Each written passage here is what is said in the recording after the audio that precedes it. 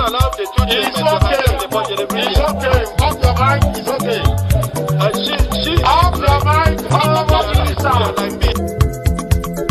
Chai!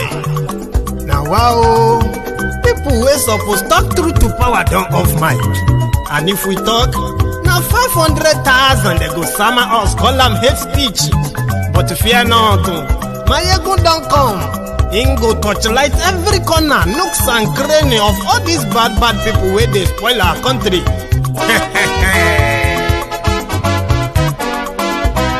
So my people make we loud, oh yo yo. Maiyegun don't come, oh yo yo. My people make we shout, oh yo yo. Maiyegun don't come, oh yo yo. Maiyegun don't come, man of the masses, oh yo yo. Maiyegun don't come, oh yo yo. Maiyegun diary politico, oh yo yo. Maiyegun don't come, oh yo yo. This one not the off in mind, oh yo yo. Maiyegun don't come, oh yo yo. And in the touchlight every corner, oh yo yo. Maiyegun don't come, oh yo yo. Okay, some people be they holla say they want the power. Chai, them be promise us say we go get light and power. Them hustle sote they can't get the power. But now they know they do anything with the power. Every day, dollar just they get the higher power over naira. See them talk say make we off mind, but thank God say Maiyegun don't come. So my people make you loud, oh yo yo. Maiyegun don't come, oh yo yo. My people make we shout, oh yo yo. Maiyegun don't come, oh yo yo. Maiyegun don't come, man of the masses, oh yo yo. Maiyegun don't come, oh yo yo. Maiyegun diary politico, oh yo yo. Maiyegun don't come, oh yo yo. This one not they off in mind, oh yo yo. Maiyegun don't come, oh yo yo. Person where they do evil, no one make person talk. Them say that Maiyegun, that man too they talk. He too they talk. Say Maiyegun diary, he they hot like pepper. But every day then they take money in bulk. Poor man picking, they the street they hawk. Still them talk say make we no talk. But thank God say Maiyegun don't come. So my people make you loud, oh yo yo.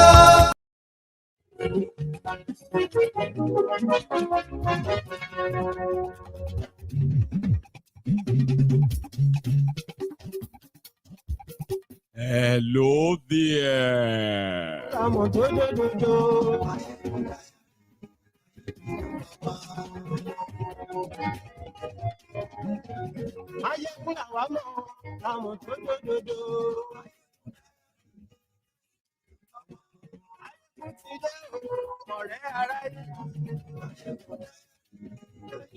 Good morning to you. Good afternoon to you. And good evening to you from wherever you are joining us. This is Maiyegun Live.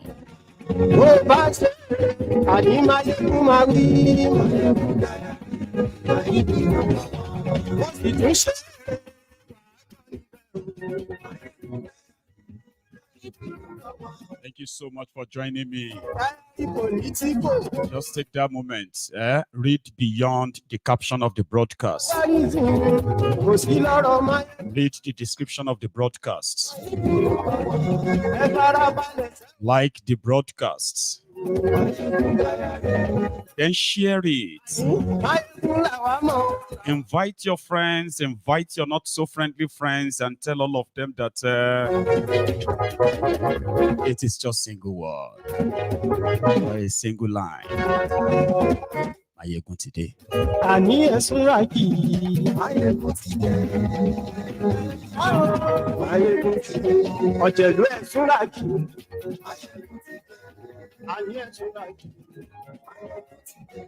Lórí Facebook,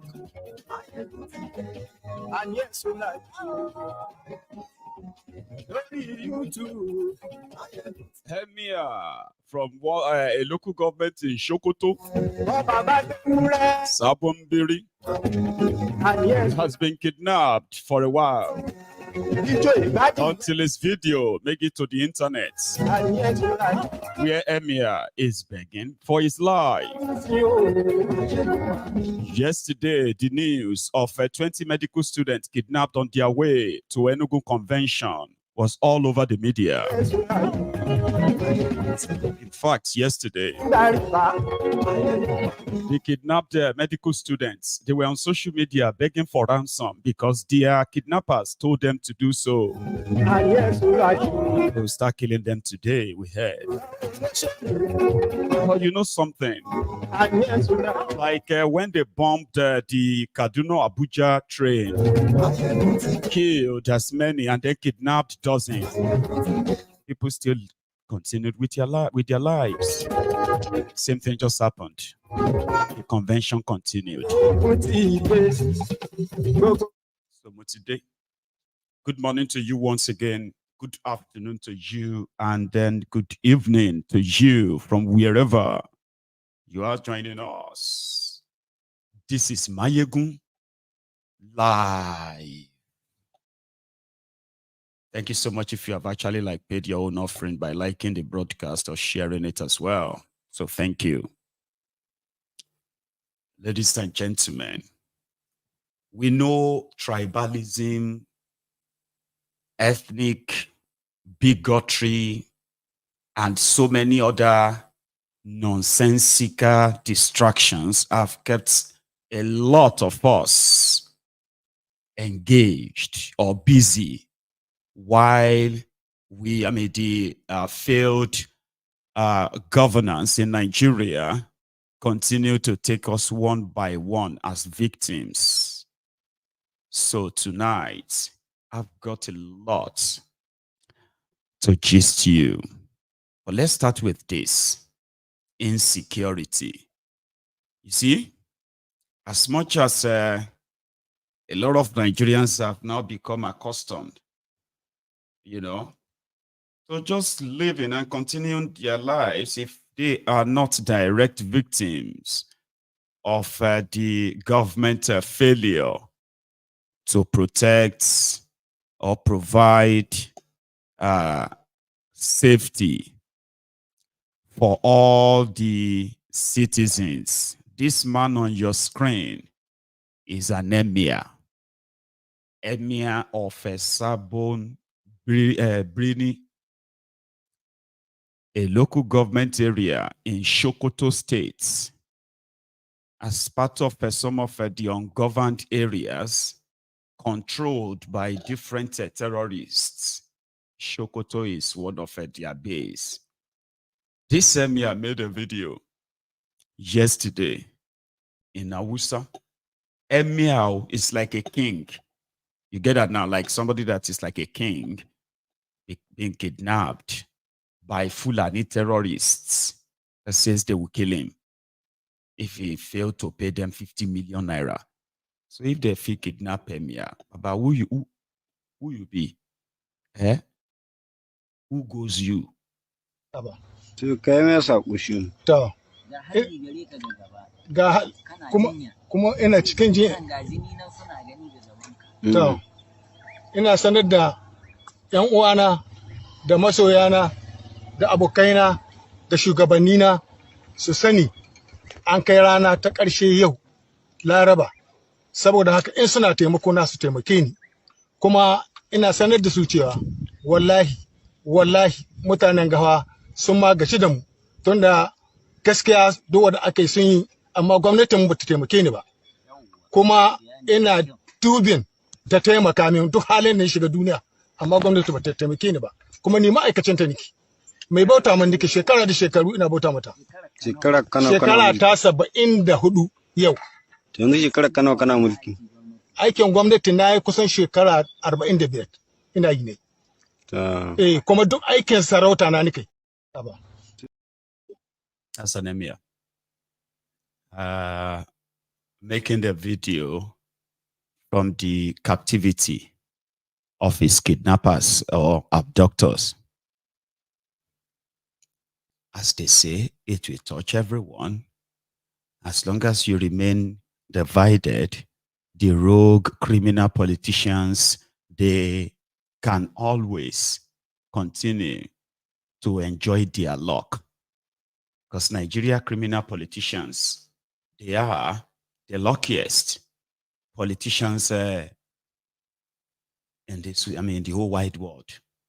Just so you know, people are busy tearing themselves apart, threatening themselves, intimidating themselves. Igbo versus Yoruba, Yoruba versus this, and then on and on and on and on like that. The failing and collapsing contraption. The criminals who are doing all of this are still enjoying so much, what do you call it, acceptability. Because in divided, they reign, or should we say in your division, they kind of derive their power. There was an emir from Sokoto state. I'm not from Sokoto. On Maiyegun's diary political, right? If you have paid attention very well, before now, you will know that the purpose of this platform is to show to every one of you, every one of us, every day, how stupid it is for anyone that is from Nigeria or living in Nigeria to be so angered, enraged because of tribal this, ethnic that, religious this, but they are not mad at the people who put your lives in danger economically, security-wise, which no one is spared. Nobody is spared. It doesn't matter where you come from. On this platform, I remember when you should remember, when Buratai the butcher under Bokuwari, when he was butchering the Shiites from Zaria in Kaduna State. Rather than the people to get mad at the supposed military head that ordered the killing of over 1,400 human beings, including women and children, because they blocked his convoy. There was no scratch on any of his convoy. But he went on and he ordered the killings that lasted for a whole 4 days. It was a siege. Nigerian soldiers were shooting Nigerians. And the whole reason, the reason given by the criminal murderous regime of APC, Egbekegbe, was that they were trying to prevent them from becoming Boko Haram or terrorists later. The Shiites, they don't vote, they don't do this, they don't do that, they don't believe in Nigeria law. And because of that, they justified the killings of over 1,400 human beings. That El Rufaya helped them to bury in shallow grave. Like they gave people they killed, slaughtered, they gave them mass burial in Kaduna.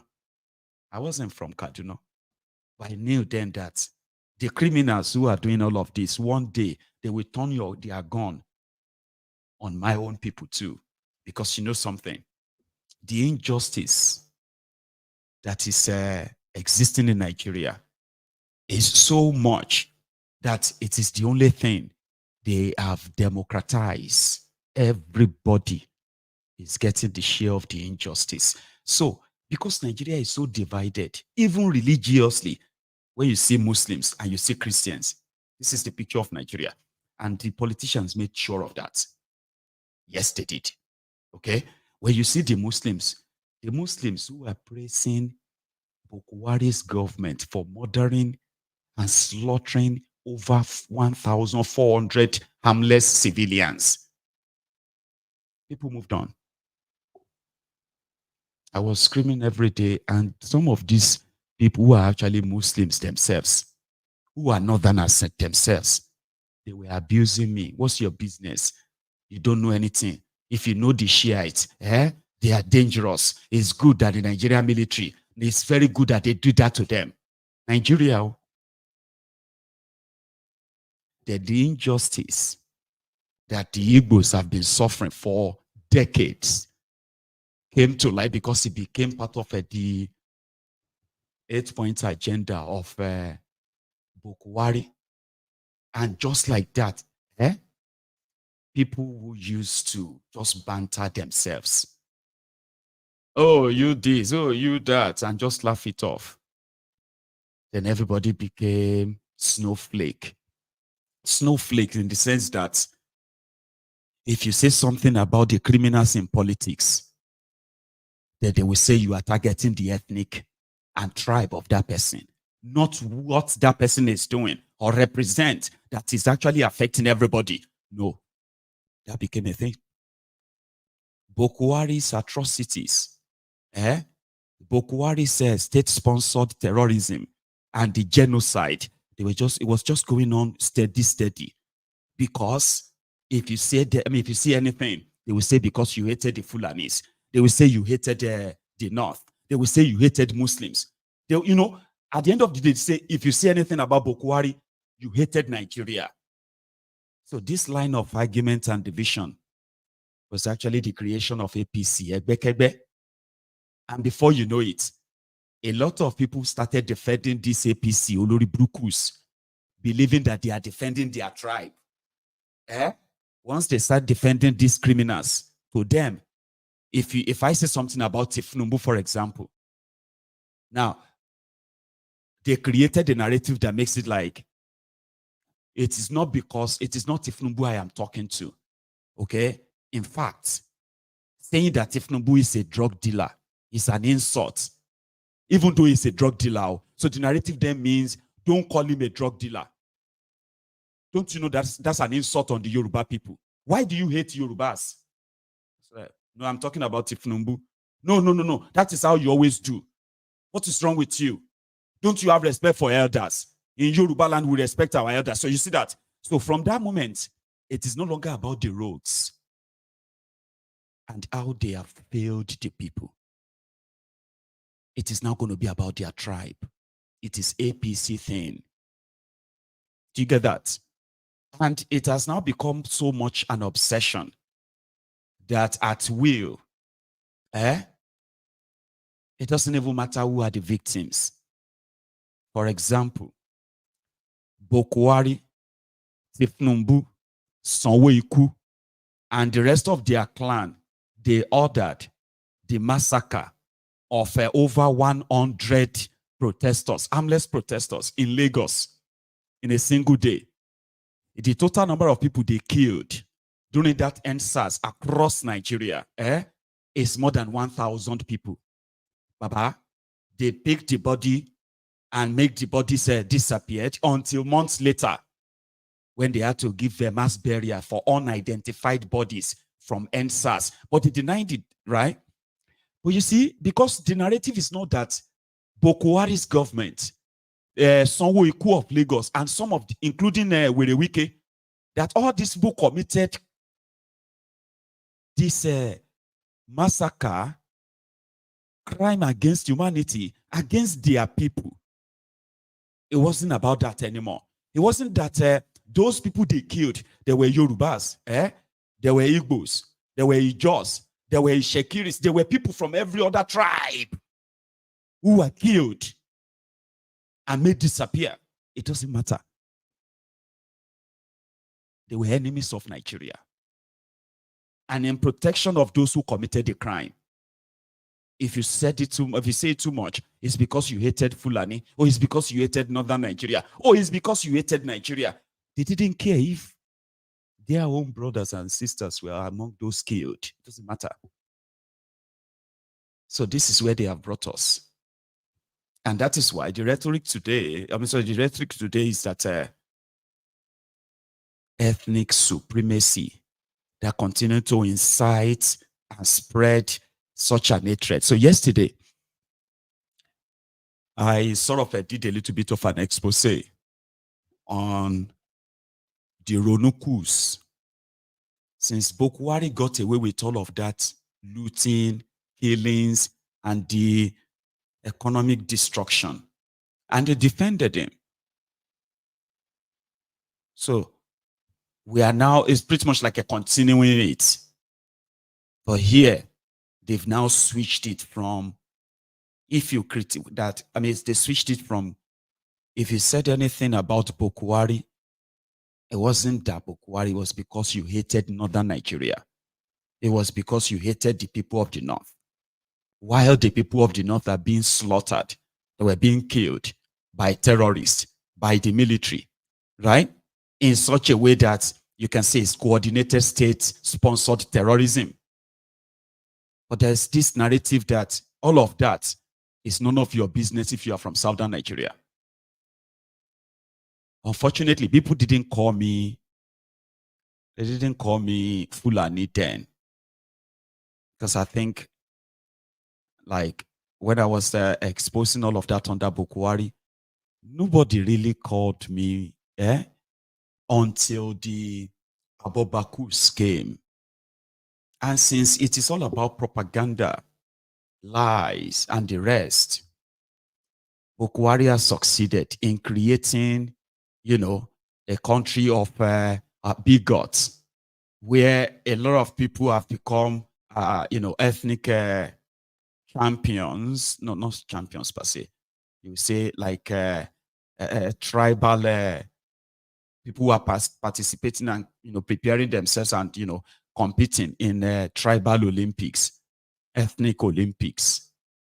Bokuwari ensured of that. APC, Egbekegbe, the fact that they still have the chance of retaining power, they are also kind of continued it, right? So yesterday, anyway, we have been saddled with the hatred that APC, Egbekegbe, represents. But one thing is that I just never really, you know, in my life, never thought that we would allow some miscreants, some political jobbers, like I call them, the crumble eaters and ass lickers, to want to change the trajectory and the narrative about the Yoruba people because of a druggie and his co-travelers. Just like they did for Bokuwari, like the region considered to be one of the, you know, not just the most educated, but early educated, you know, region. And I'm not even just talking about the Southwest, I'm talking about the entire southern part of Nigeria. If we have to put the whole thing in a bigger context, regions where people were like, you know, great men and women, academias, people who are like pathfinders, people who are like, you know, supposed, you know, destiny shapers. And then politicians who have succeeded, at least in the last 25 years, in destroying our education, our economy, and destroying our people's, you know, self-esteem. So we allowed that. Now, education doesn't really matter anymore. It is just a bigotry, hatred that they are trying to push and make it look like, yes, that is our own survivor now. But here is what they are doing. I understand when we take on public officials, okay? I mean, if anyone says something that I believe that, we all know that when you see the royal fathers in Nigeria, they call them royal bandits, okay? Simply because, except for those who are still deluded, believing that their own royal father is different from the others and all of that, right? And you have the right to be deluded. However, for those who know better, all of them are part of an establishment. But there are few of them who kind of still try to disguise in a way that they pretend to stay neutral when things are boiling. So when some of them says, whenever they say something about national conversation, for example, currently, Nigeria economy got destroyed totally by the APC, Egbekegbe facts. Now, if any royal father comes around and say, people should be patient, they can't expect the politicians to fix the country in 1 year. That is pretty much like a blackmail coming from somebody who is pretending to advise us. Now, you can react But in a case where nobody even provoke anybody, or that, I mean, even if you abuse yourself online, there's no point in then going to the length of, impersonating people to trigger ethnic, tribal sort of genocide. You know what these guys are promoting? I mean, people have been saying things, banters and all of that, okay? But since 2015, we have had people, politically motivated attacks on the people, especially politically motivated attack on the Igbos and Igbo businesses. They brag about it on social media. And that doesn't kind of save those Igbo bigots. We call them Igbo efulefus. Yes, you have your bigotry. And you know something? Presently, you're in Nigeria. What the system you have, right, is a system that actually encourages you, okay, to hold your bigotry badge with your chest. But when you now take a look at it very well, this politically sponsored hatred across board, right, by APC, Egbekegbe, when you look at it very well, you realize that most of these, most of these people inciting this level of hatred to, we will attack you, you will attack us, we will kill you, you know, all these people who are kind of promoting this, they are so minute or very loud. What they do is that they speak straight to something that you probably still hold dear about that place. Maybe your only identity, your tribe or your ethnic and all that. So they speak directly to that to attack that intentionally so that maybe one day the hatred will be so grown enough that we can begin to kill ourselves. And to what end?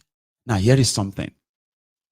When you look at the Igbo bigots, majority of them are losers as well. Okay? When you see proper Igbo bigots, whether young or old, pure losers. And you just need to take a look at their lives. And their own excuse is that, number one, they are not supposed to be part of Nigeria. Okay? If they have been allowed to have Biafra, by now, they won't have anything they won't be dealing with some of these things. They will probably be dealing with a different problem. You see, that's going to be like, oh, that's a valid point, reason why you probably don't like the system, right? Yeah. But the problem there is that as a bigot or somebody who is like a, proper homegrown bigot, I'm talking about the Igbo bigots now, right? He's angry at his own Igbo politicians, of course.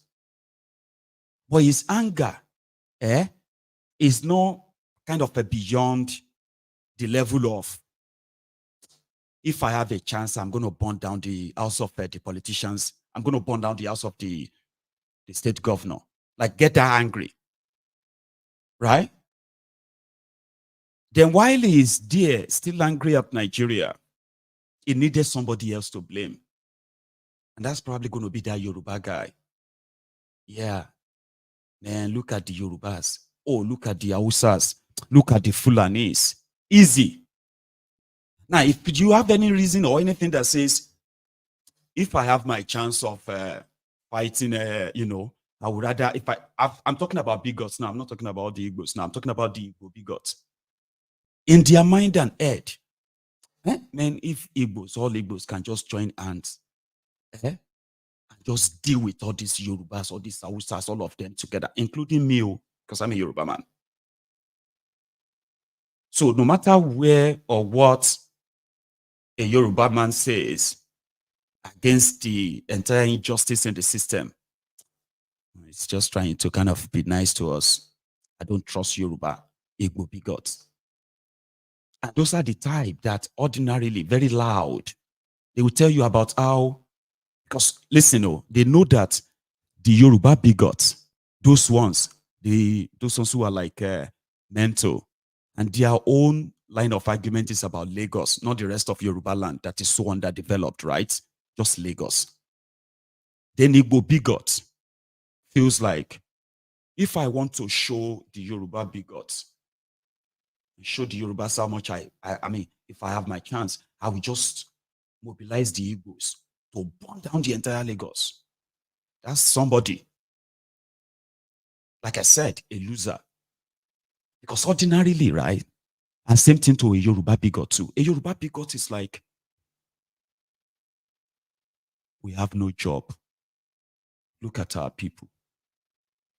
Man, if we are not part of Nigeria, we would have probably been a great country. Listen to this. So, not being great is not just because we are part of Nigeria. It is because the Yoruba criminal politicians, like the Igbo criminal politicians who are part of Nigeria, want us to remain as part of Nigeria. But the bigots sees that. So we just look beyond all those failing criminals, call governors, reps, this or that, who are pretty much like anti-Yorubas. Like you have the Igbo politicians, right? Anti-Igbo, they are anti-Igbo. So a Yoruba bigot will be like, these guys are unable to provide us job. We are poor. But how come some of these non-Yorubas are the ones making it in Yoruba land? To the point that all of us, I'm talking about their bigots now, all of us who are this, we don't have real education. We don't have any real skill. There is no systemic support. And it's because we are part of Nigeria. So they look for who to blame. Even though the Igbos are at the top of their pie, right? They blame everybody else. So to them, if a chance happen right now, we just chase away all these foreigners, as they like to call non-Yorubas in Nigeria. If we chase them away, we can just own all these properties and all these things. That is the mindset of a bigot. But now let's now kind of separate those bigots from Igbo land and the Yoruba bigots now, so that you can be able to understand. When you go to Igbo land, you will see Yorubas, Yoruba families, Yoruba communities. To a bigot, they don't matter if they have to be destroyed there and all of their own decades of existence, they're right, gone. They don't care. Same thing with an Igbo bigot who has no single investment in Lagos. He's the loudest. Let us burn down the place. We build Lagos. And that's one very, very, very wrong assertion that even those who pretended not to be bigots, they kind of speak it out as well. The Igbos build Lagos. And yeah, I think that's something that makes the Yoruba bigots, their blood boils. And when they say that, it is called an incitement. There are some of you who kind of also say that. So Lagos State, well, states now, they happen to be the former Federal Capital Territory. Everything that is in there is built by people from all over Nigeria. And you see this, your ethnic and tribal Olympics. It's actual time, somehow, right? Some of you to stop being recruited into it. You say that to make who offended idiots. Lagos is no man's land, blah, blah, blah, blah. Who gets offended by such? Losers. Because listen, if the wealth of the land is being held by just few people, the few against majority, it is only a loser that will actually blame someone else and ignore the real culprits. And that's what I do on Maiyegun's Diary Politico, because to me, it is the actions of the criminal politicians that I want to talk about, how they affect you, affect me. It is not where they come from and how much you kind of will be offended if anyone says something about them. So I have the Igbo bigots that calls me a spy. This is the problem again. Because it is so rare. It is so rare. Even people who pretended I've seen people who pretended to be, educated and neutral. They will say, this is what I want to say about Igbos. This is what I want to say about Yoruba, blah, blah, blah, blah. But they can't really hold it together for long. So it is so rare for these common bigots to see a Yoruba man speak so passionately about the injustice suffered by non-Yorubas. And it's like, I'm going to put that one up. It is so rare to see anybody to be genuine about the injustice that everyone suffers. It is so rare in Nigeria of today to see people who put themselves in the shoes of others when they actually not suffering anything relative at all to what majority are suffering. Why some are so busy trying to play their classism, class war in Nigeria. I saw a video. Like I said, when you see those who want things destroyed, these are losers. When you see Yorubas, the Yoruba Abobakus, they do not speak for the Yoruba people. Now, I was talking about the damages, Abi, that they do not care because they are losers. When you see Igbo bigots, who has nothing to show, it will want something like any relationship that is loving, peaceful, or whatever it is, destroyed. He has nothing to lose. He can use all the other legitimate reasons for why he is angry or like that. But he's a bigot that can no longer hide it. And that same goes for a Yoruba that wants others destroyed. And in this case, systemically targeted. They are losers. Some of them don't live in Nigeria. In fact, most of them don't live in Nigeria. But because they are losers, they forgot that even though some of this your hatred against yourselves, right, they are politically motivated. The victims of a failing country, these victims are people from your every tribe and ethnic this and that. Everyone is sharing from that, okay? But you will see that when you look beyond the surface and you look deeper, before this APC, Egbekegbe's hatred become a thing and then institutionalized in Nigeria, people who have had relationships, families that have been created out of love, Yorubas who have married Igbos, Igbos who have married Hausas, Hausas who have married Ijos. I'm just using all this mixture because that's what Nigeria is. They thought if we marry ourselves and we begin to give birth, inter-ethnic, inter-tribal, inter-religious marriages, relationship, businesses, that one will make all of us one Nigeria. It seems to kind of be working until APC, Egbekegbe, seized power in Nigeria. And they just cut off that fourth line. That's a fourth line. And they do not care if family are to be shredded apart, if relationship are to be torn apart, if decade-built, loving families are to be, they don't care. They are not even thinking it. In fact, they decided to start telling you that if your mama and papa, they are not Yoruba, if your mama and papa are not Yoruba, then you are not. You are a third class, fourth class, fifth class. All the alien things in Yoruba land. They started bringing them up and they started wanting to force them. They are trying to force it. Yeah. Same thing in Igbo land. The Igbo bigots.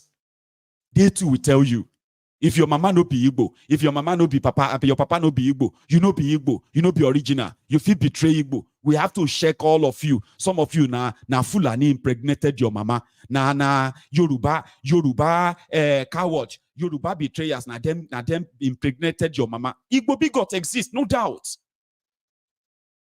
I'm a Yoruba man that will never pretend that this is not happening, because to you on the surface, Everybody is just attacking themselves, forgetting the fact that beyond that surface, relationships have been destroyed.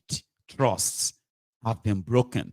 Not because people did anything to themselves, or because of all these narratives being pushed. Think about your children's future. Do you want to have a child that they will say is not allowed in your region, in your place? And this is so much on Yoruba. It is on Igbo. It is on Southern. That means what I'm trying to say is that despite the state-sponsored genocide against the Biafrans, in fact, I think we should be very, very broad now. Whenever we talk about the Biafran genocide, Igbos are not the only people killed and slaughtered by the Nigerian state in that Biafran war or genocide. I don't think it's fair to call it Igbo genocide anymore. We should call it Biafran genocide as it is. It should be elaborated that not only the Igbos were slaughtered. Now, brothers and sisters, whose their ancestors, their own forebearers, were slaughtered by Nigeria, today they are turning them against themselves. Why the same Nigeria continue to slaughter them? If your papa na Igbo, I mean, what do you think? You as a person, what do you think should be going on in the families where they have all these mixed marriages because of your criminal politicians who enjoys you divided and they are not empowering you? Especially you, the Ronukus. Yoruba land is like a place that just came out of a war. Like a Syria that is just coming back from out of war. These guys are stealing and looting and impoverishing our people. And then you turn around and you said, you may be Yoruba. One of them said it. They said, I may be Yoruba, but they know that it's Igbo blood is in my, it is Igbo that is in my vein or something like that. I read that yesterday. And he said, like I said from the beginning, that person said, we know that because the Igbos are giving you super chats. That's why I put this super chat up. They sit down, they watch this broadcast and realize that the whole thing is all about everybody. Just know what role you are playing in encouraging what is going on in Nigeria today. Maybe if you do know the role you are playing to help these criminals to perpetuate this criminality against the people and get away with it. Maybe if you know, you begin to withdraw. And if you withdraw your support for them, maybe all of us can actually face them without looking at them as a Yoruba, Igbo, Hausa, this or that. But no, they sit down there, they look at, you're me too. This one, you're me too. He's doing this. They said I am against Yoruba. Bigots that are whose future and lives and even their own heritage are being stolen from them. To them, for coming out to expose their backward tribalism that does no one any good. Simply means for me coming out to kind of call out all these rogues, these criminals, these drug dealers, human traffickers, these treasury looters, destiny killers, those who are so hell-bent in turning our people into alimajiris, beggars. They said exposing them like this is me against Yoruba. Baba, you are watching me from Yoruba land, Abi. If you have to choose between Maiyegun and the criminals leading you in Yoruba land today, as enemies of the Yoruba people, who would you choose? No, I know the bigots will kind of tell you that it's me, that I should support these criminals. Okay? That can't you see people insulting our leaders? Who are your leaders? That's the question. So when you see the Igbo bigots, a full which I call losers as well, they tell others, you need to be very careful of this Yoruba man. Now, so all the Yoruba they do. I don't even know why all of you go to that Yoruba. I mean, they exist. But do you know something? Even the bigots need salvation. And that is what I am offering. I am offering you peace of mind. I am offering you clarity. I am naming and shaming the people responsible for everything that you are facing, all of us. And I don't care where they come from. So if the injustice you are helping them to promote is also affecting you, and you are pretending that you could live through it, there are those who don't want to. So you can sit down there and then start counting the super chats, start counting whatever it is, okay? Start doing that. That's your job. But the fact that you are here means that the old truth is not lost on you. It's not lost on you. So if somebody who lives in South Africa decided to want to just respond to the Ronukus, and he speaks like this, I have seen the Igbos tear this old wearies apart. This guy made a video, and his video is about, if they say the Igbos should leave Yoruba land, then the Igbos must destroy you. And Ronukus were like, yes, you see now, you see, police, they say they should destroy Yoruba land. So now, Ronukus have something. No, you don't have anything. This one is the Igbo Ronuku, a loser. And it will be addressed as such. Fight to the last, with the last blood. It's better you people rise, stop this here nonsense. Igbos who live in Lagos, open your eyes. Don't sleep with your two eyes. And when somebody push you, push back. You people should come together now. When they are shouting, Igbos must go. Plan how you defend yourself. Plan how you defend your property. Plan how you throw them inside lagoon. First of all, when he started, go straight to Oba, throw him inside the lagoon. Burn down Lagos if they want to, if they started this nonsense. What is wrong with you? See me see trouble. We came to Lagos to build Lagos. Lagos is full of water. Louis Ojukwu, Hebrew, all of them, they come to build Lagos. After all, Lagos belongs to, the first power of Lagos is from Benin. Now you are coming to claim what you don't have. Why are you claiming what you don't have? You are claiming what you don't have, and you can't give what you don't have. Who said Lagos belongs to you? Enough is enough. Stop waking the lion, sleeping lion. Stop calling our name. Dismantle all this nonsense he is sharing in social media and warn your people. I'm calling the elders. Elders, rise up. You can't be elders and this moving around. Who is Sanwo-Olu? Who is Sanwo-Olu? This is an imbecile. Call himself Sanwo-Olu. Very wicked human being. Whatever you will do against Igbos, it will come back to you, hurt you. If it didn't hurt you, it will hurt your children, your generation. He said. Nuisance lele. Nuisance lele. A nuisance to the core. And there are many. You can see them. You will see the Yoruba bigots as well in their 50s, in their 60s. Most of them don't live in Nigeria. They live outside Nigeria. Go there. Go and throw their Oba in the lagoon. What the heck? We build Lagos. Louis Ojukwu them. Shut the hell up. And they are doing that. The Ronukus are going to feed on that and be like, you hearing them? Defend yourself. Yes, self-defense. If you are putting it on social media that that's also plaza.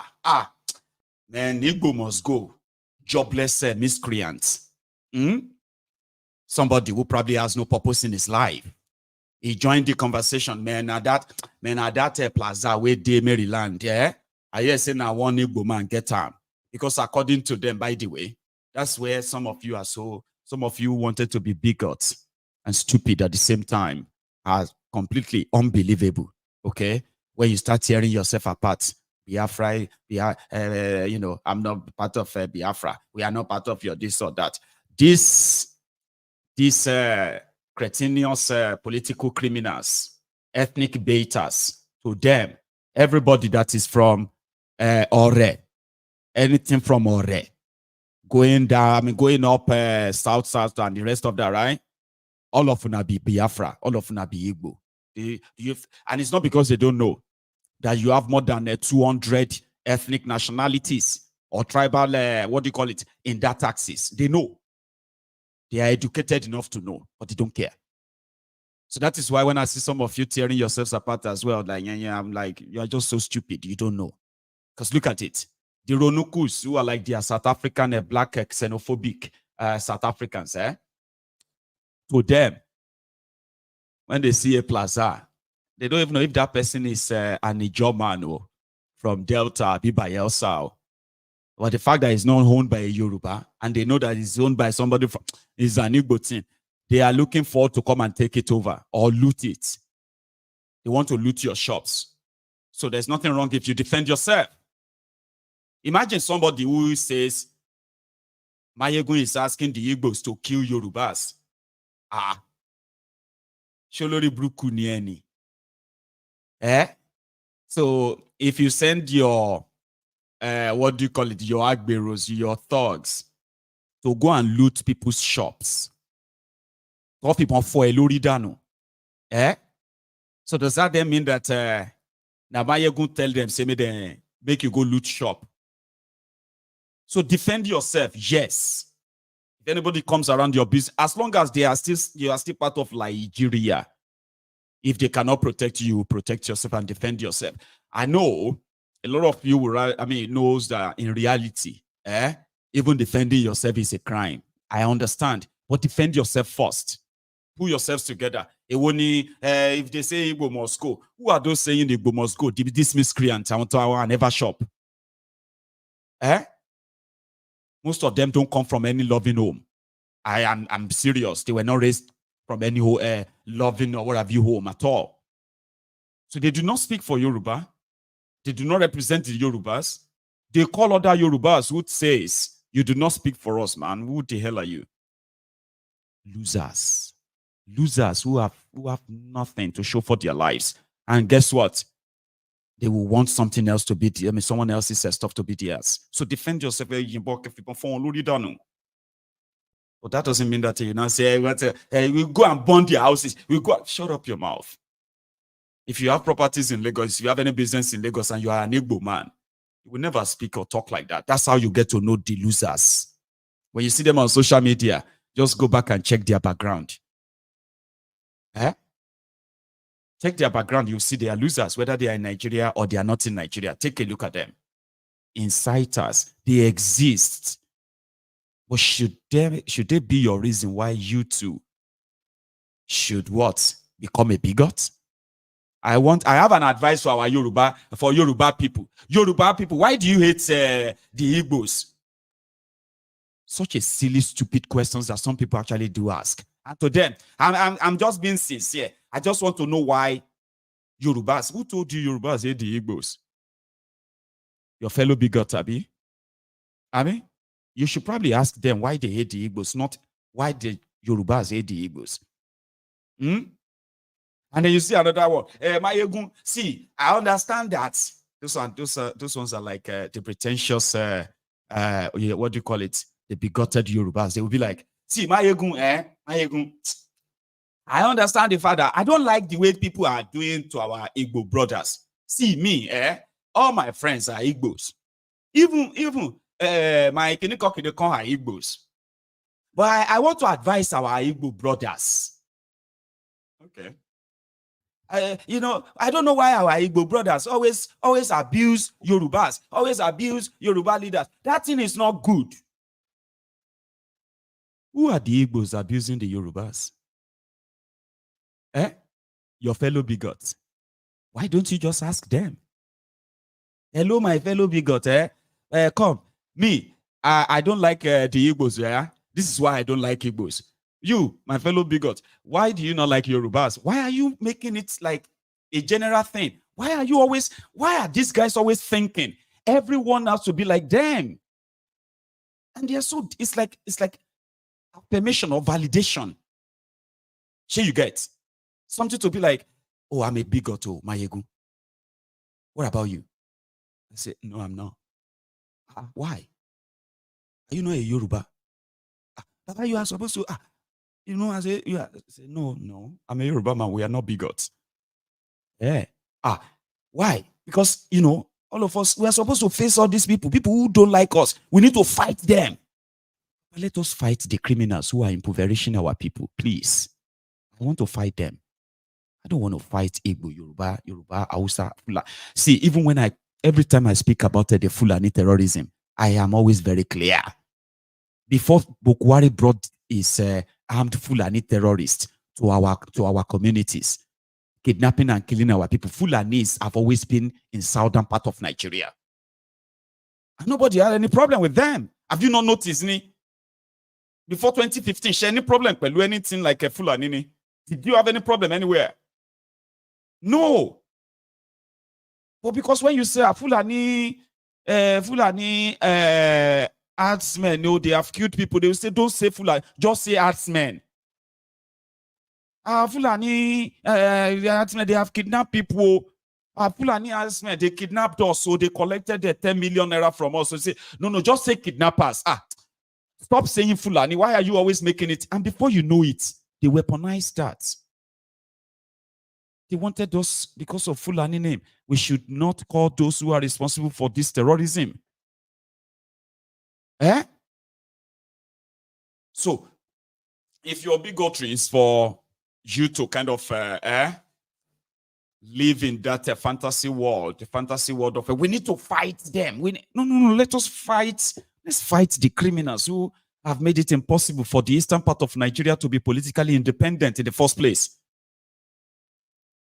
Well, there's no region that is politically independent anyway. I'm just saying, like, in the eastern part of Nigeria, which they've struggled to divide into almost how many regions? 3, 2.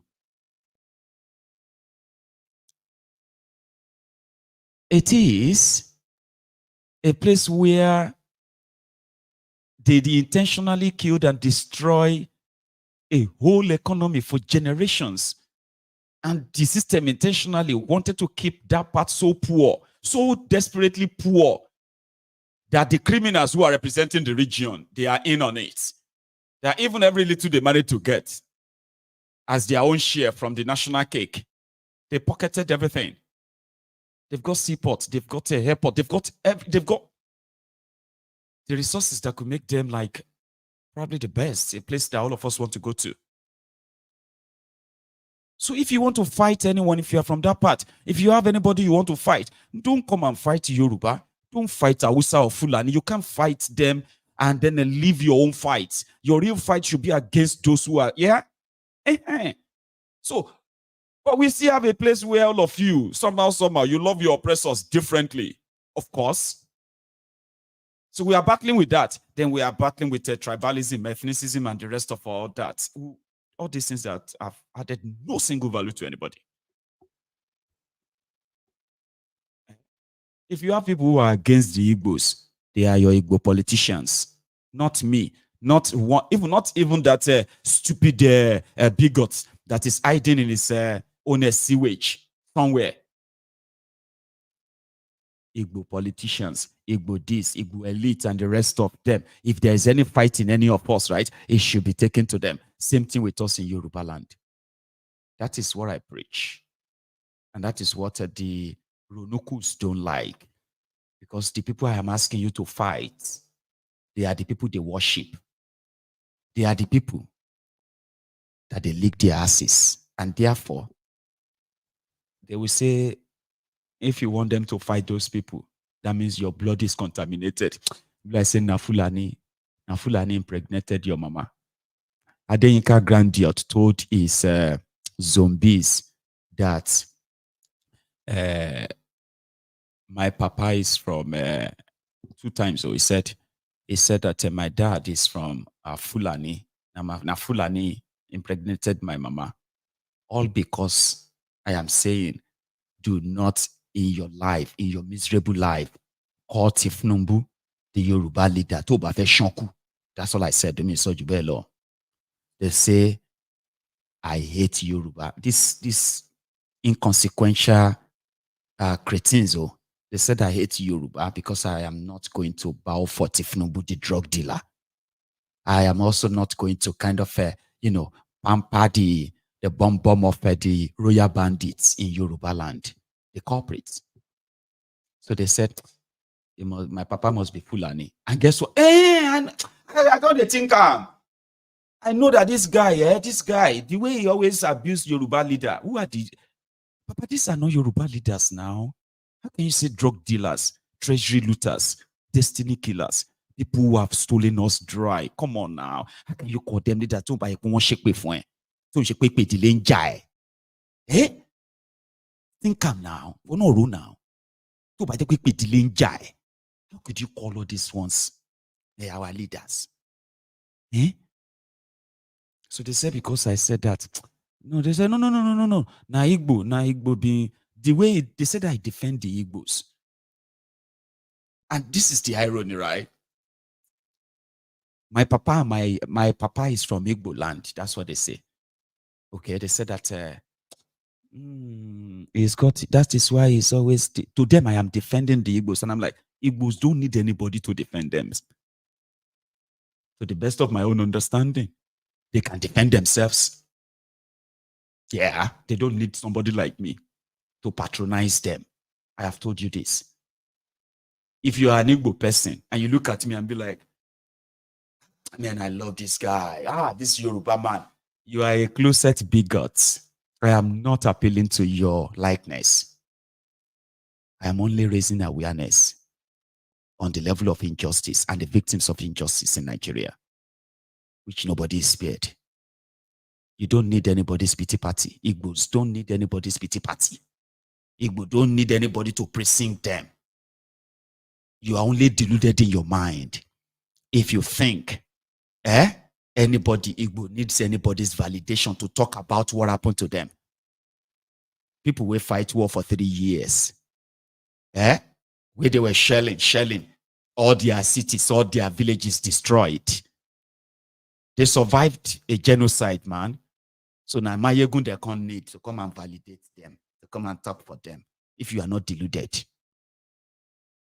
The same platform has not only spoken about the injustices everywhere, especially from northern Nigeria, from the middle belt part of Nigeria, all over the place. This platform has raised money. And I'm proud of my donors on my platform. You know, when they say, oh, you just talk, I'm like, just get out of here. It is a platform, pretty much like a community, that everyone just kind of feel like they are the same. Where people hardly kind of, care about where you come from. That is what we have built here.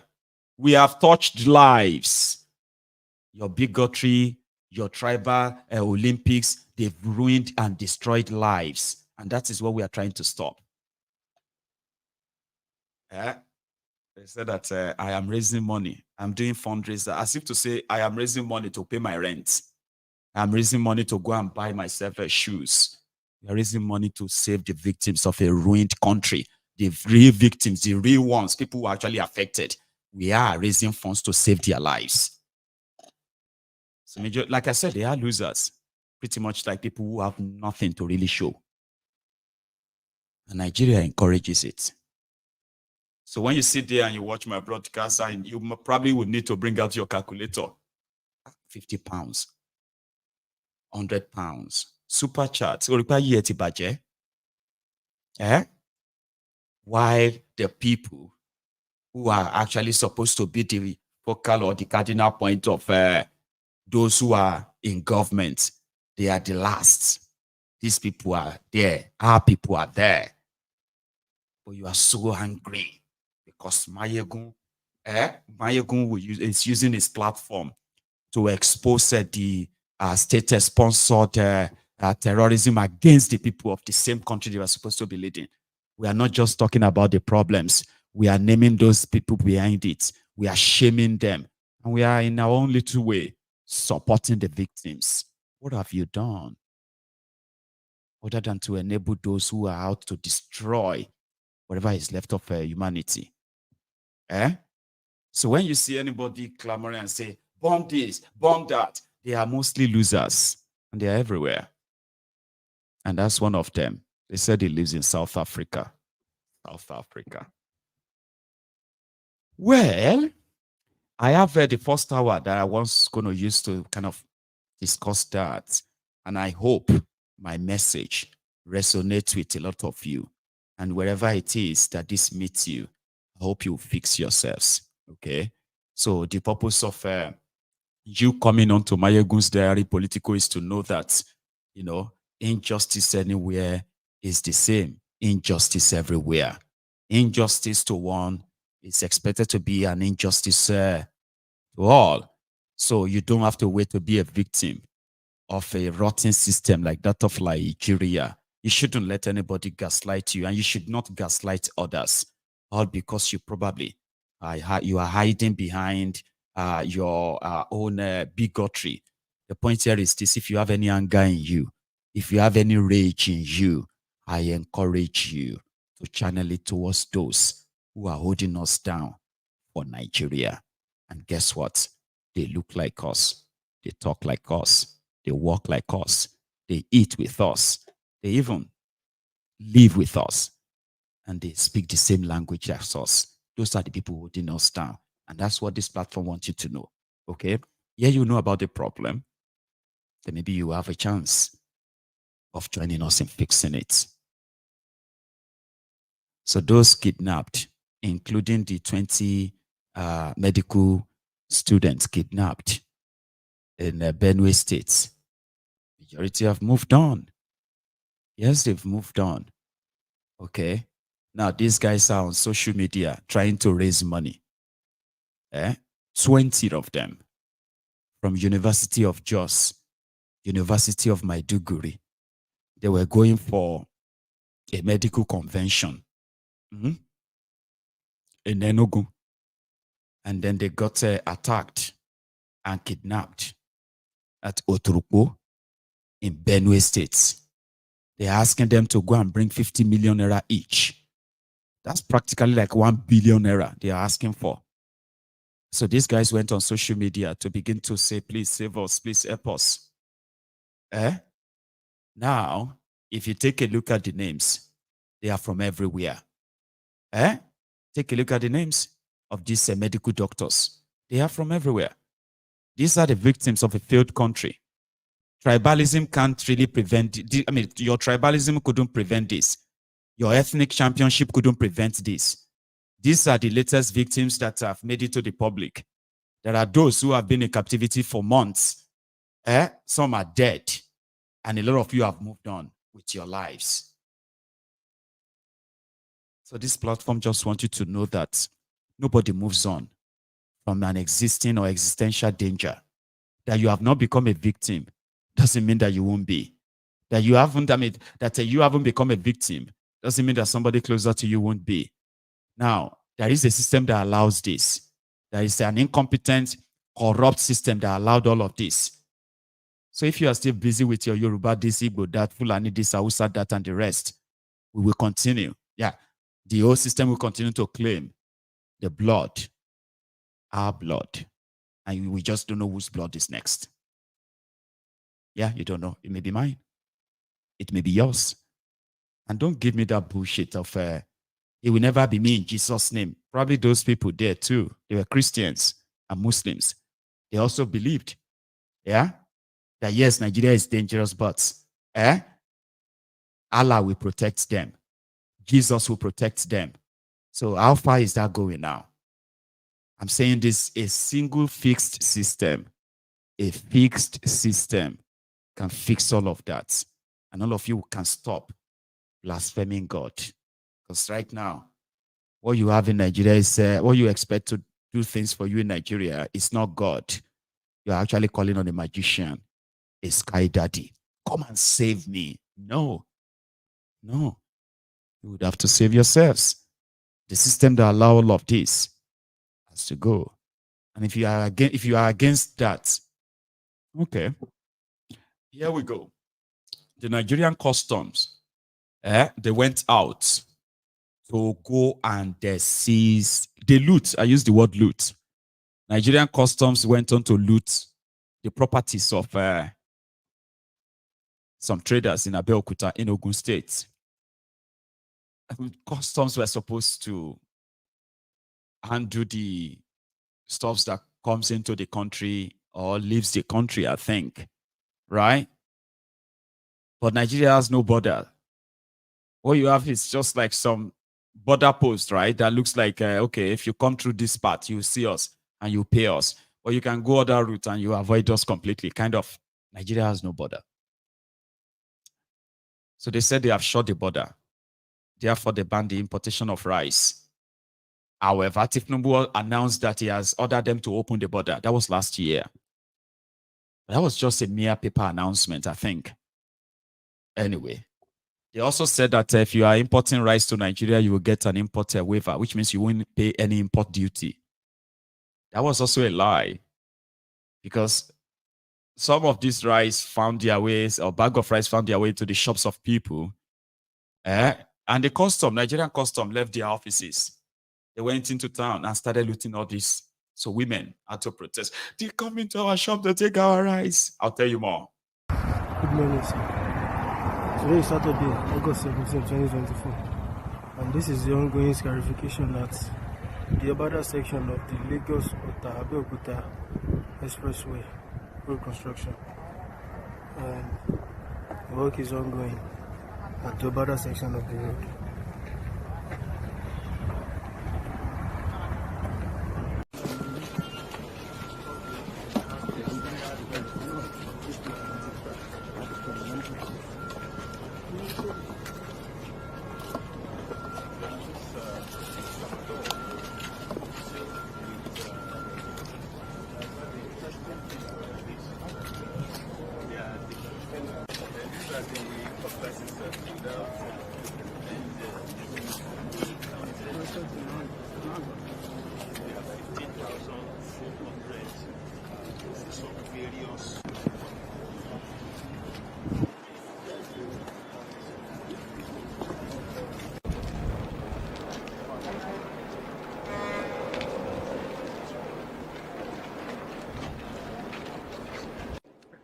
Very senior officials from government agencies here present. The zonal.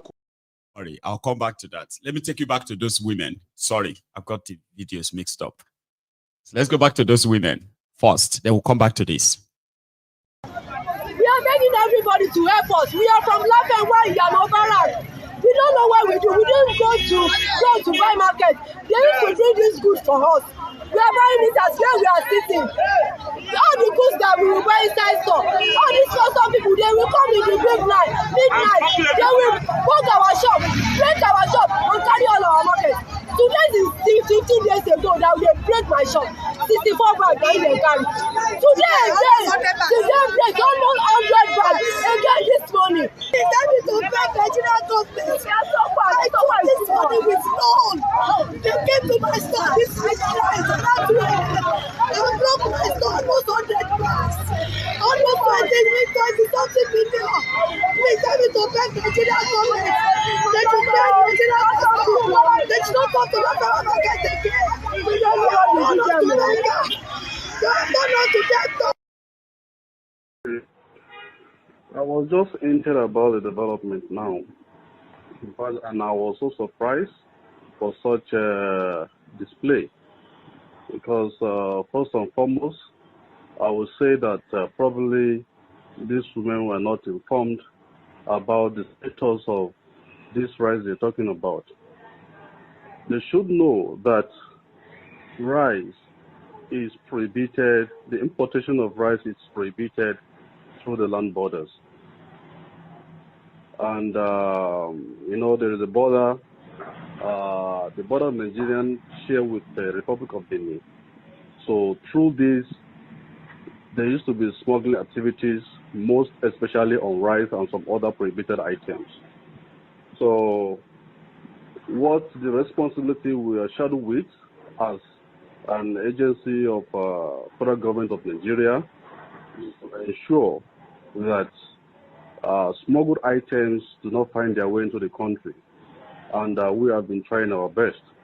So I can say with this is not an exemption because, we have always make effort to prevent any form of altercation, confrontation with smugglers and their co-author companies.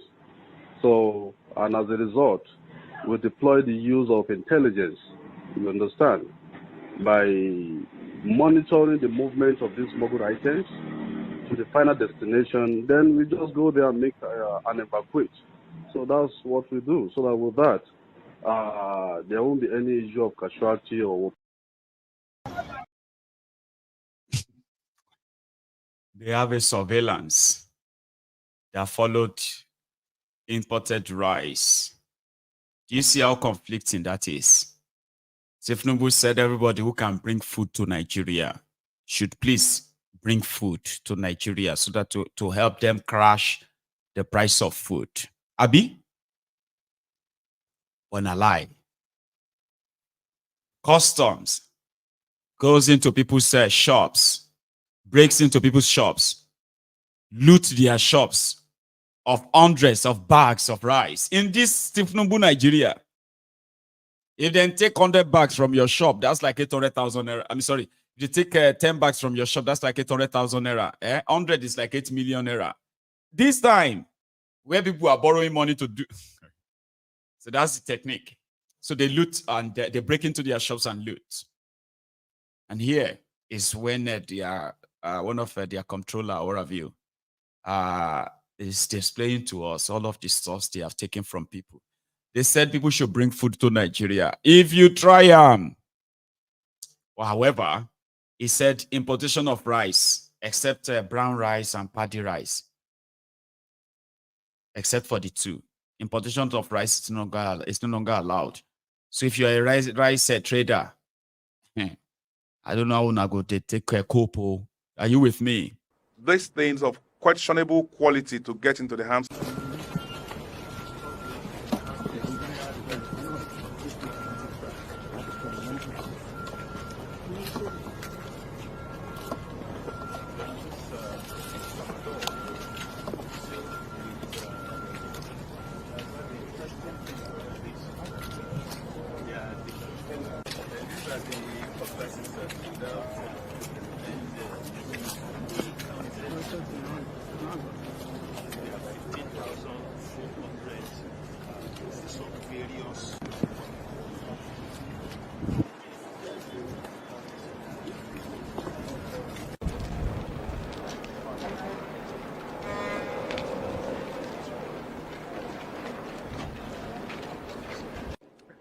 Very senior officials from government agencies here present, the zonal coordinator, customs area controllers present, gentlemen of the press.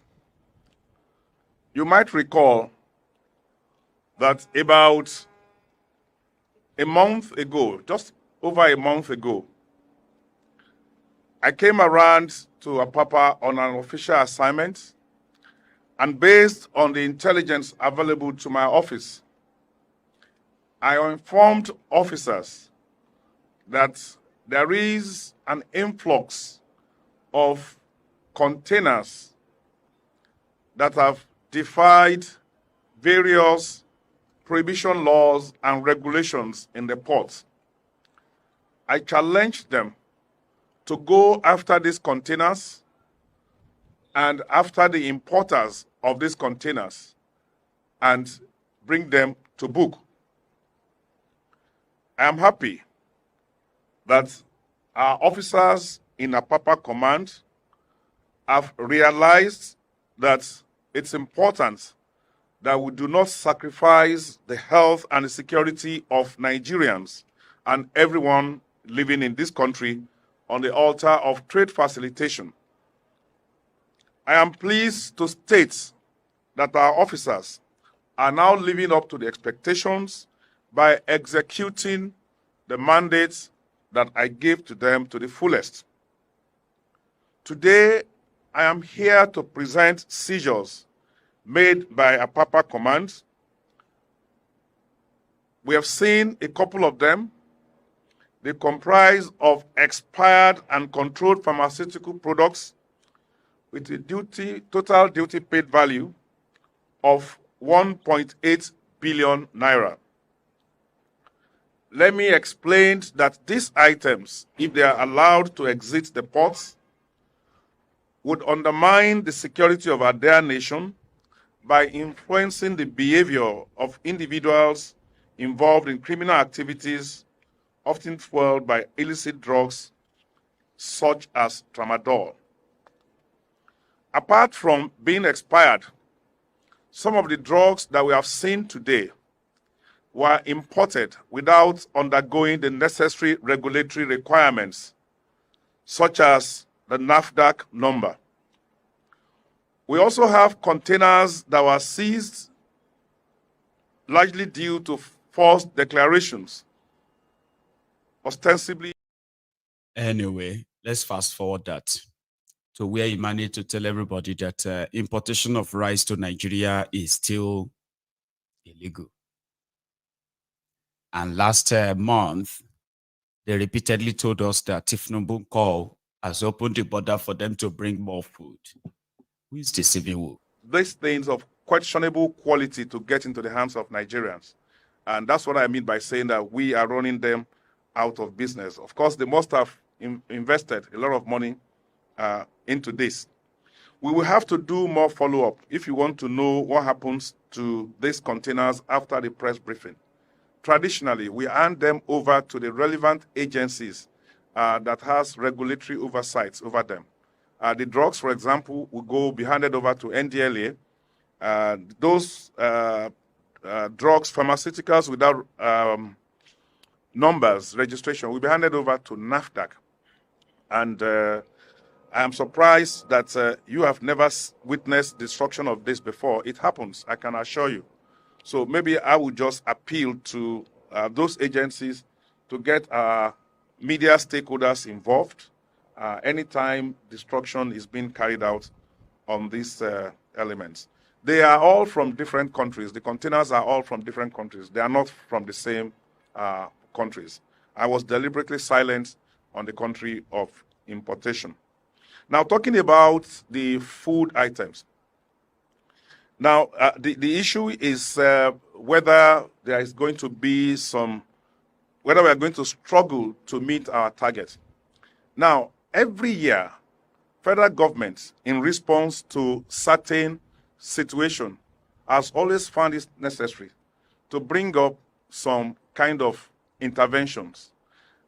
This intervention, this particular one under reference, has to do with measures to address food security in the country in the long run and ending hunger in the short run. What it does means is that there has to be sacrifice that should be made, or that will be made by different agencies of government. And of course, by Nigerians too, who have been asked to tighten up their belts in the last few months. Now we have these measures meant to alleviate our conditions. So Nigeria Customs Service is also, the federal government of Nigeria, through the Nigeria Customs Service, would also bear some of this responsibility and make sacrifices. So from the data that we have, in the last, an average of the data we have in the second quarter of 2023 and the first quarter of 2024. Import data shows that we spend an average of 1.3 trillion half of the year. So it's about 2.6 for those items alone, for those items that are exempted alone, brown rice, wheat, those grains items that are mentioned in the concessions. So by our estimates, a total of about 188 billion will be forfeited in terms of customs duties, levies that would have been collected on this. But I really don't think this is too much a sacrifice for the customs of a government to bear when we compare it to the long-term objective of putting food on the tables of Nigeria. We will have to also tighten our belts. We will have to look at our processes and procedures and look at other areas of our operations where we can close some leakages here and ensure that this shortfall does not represent a major dent in our efforts to realize our targets for 2024. Thank you. I mean, there is nothing in these fiscal measures that says that rice will be brought in through the border. Nothing has changed in the importation of rice, apart from the fact that brown rice or rice paddies will be allowed duty-free. That is the only amendment to the fiscal policies. So the extant policies on rice still remain the same. Importation through the land borders is still restricted. And of course, it is already removed from the items that could not access Forex. So those who have the money, who have the Forex, and if they want to import it, can still bring it. You know that periodically, we still have rice imported in the ports, some of them in smaller packages, in packets, in those processed rice. They still come into the country. It's not under import prohibition as yet. You see the confusion. If you can sense the confusion in what he's saying, that tells you everything else you need to know about their policies that they told you. They were to later they are going to make, or they're going to kind of make life easier for you.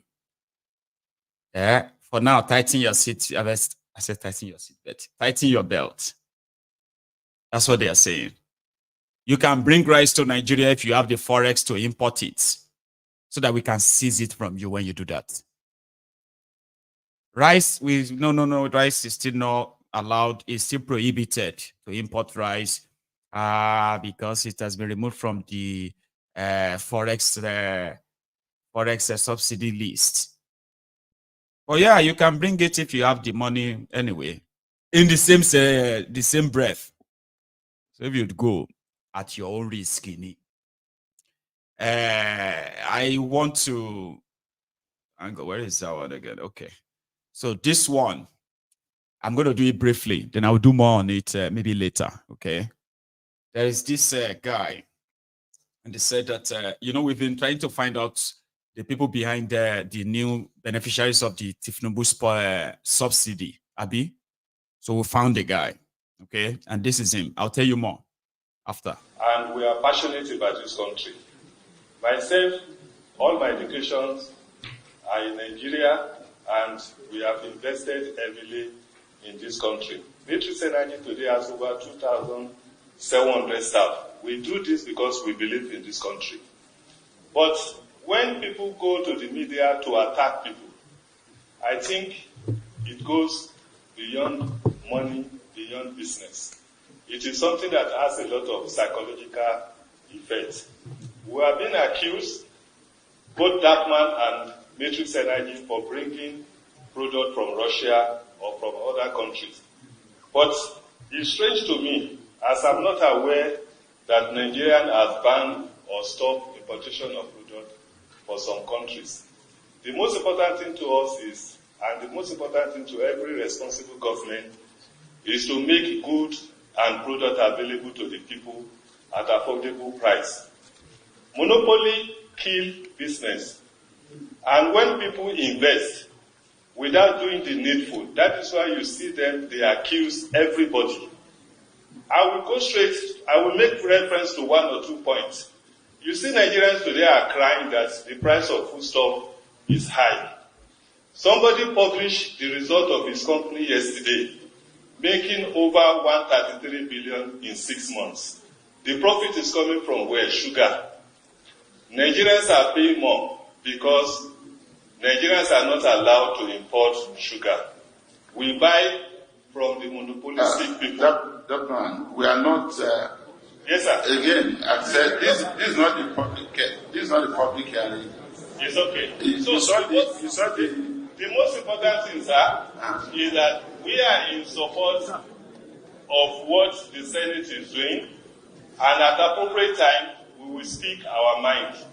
We are Nigerians, we are businessmen, we have done what is required to stabilize energy supply in the country, and we will continue to support the government in ensuring that product is adequately available at affordable price. Thank you. Mr. Adisa Aliu, Matrix Energy, the man who has now come forward to say the reason why Dangote is not happy, right, is because its monopoly is being broken. Well, let me break this down for you, okay?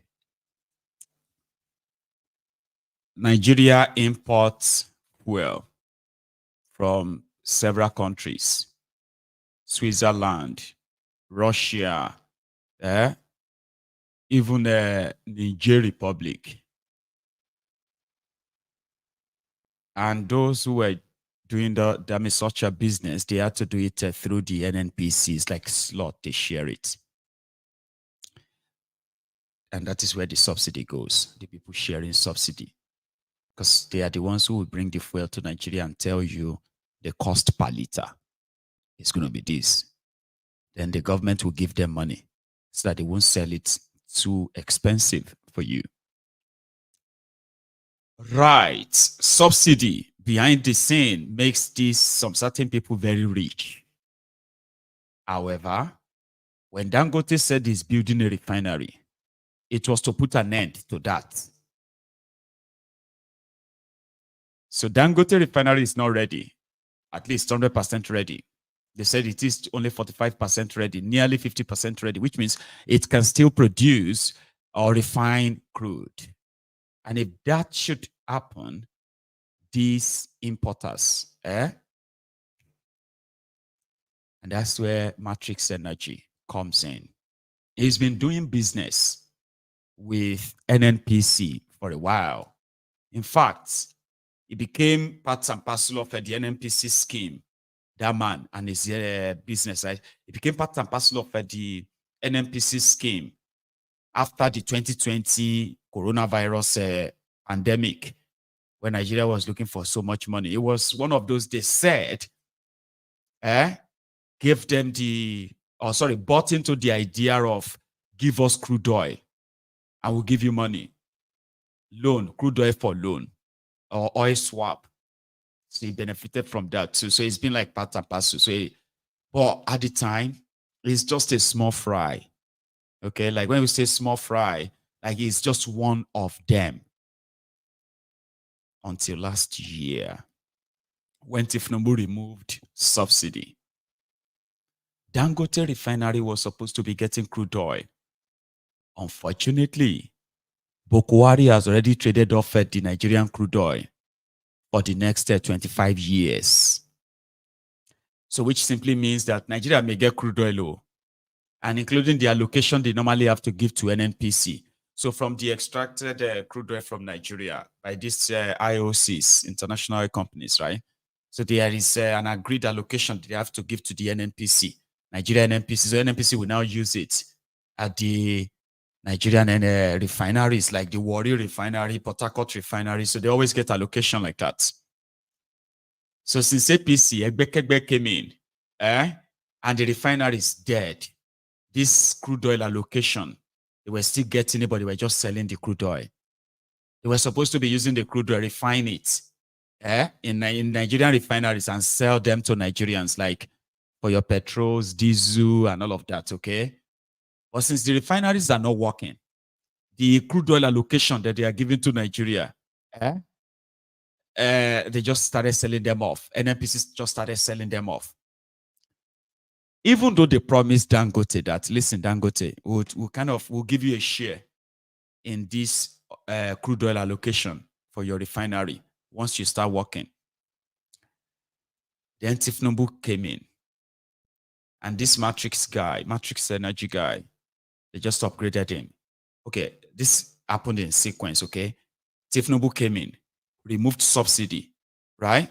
And everybody felt like subsidy was gone, which means, including Matrix guy, okay, collecting subsidy money. All of them will not collect any subsidy money anymore. That was the impression. But behind the scene, they removed those ones that is no longer part of their clique, Tifnumbu's clique. But this Matrix Energy guy, plus Ohando, which they also around that time also added. So Ohando, Matrix, they became the largest sharer of the NNPC fuel importation to Nigeria. But there is a problem. The problem there is that Dangote Refinery is meant to start work. They can't let that happen. At least not now. It's going to affect a lot. They just got upgraded and it's just about to start making a lot of money. So if Dangote's refinery should start kind of supplying the market, automatically the government is expected to cut down on what they spend on importing, since locally they can have access to that. So Dangote can't.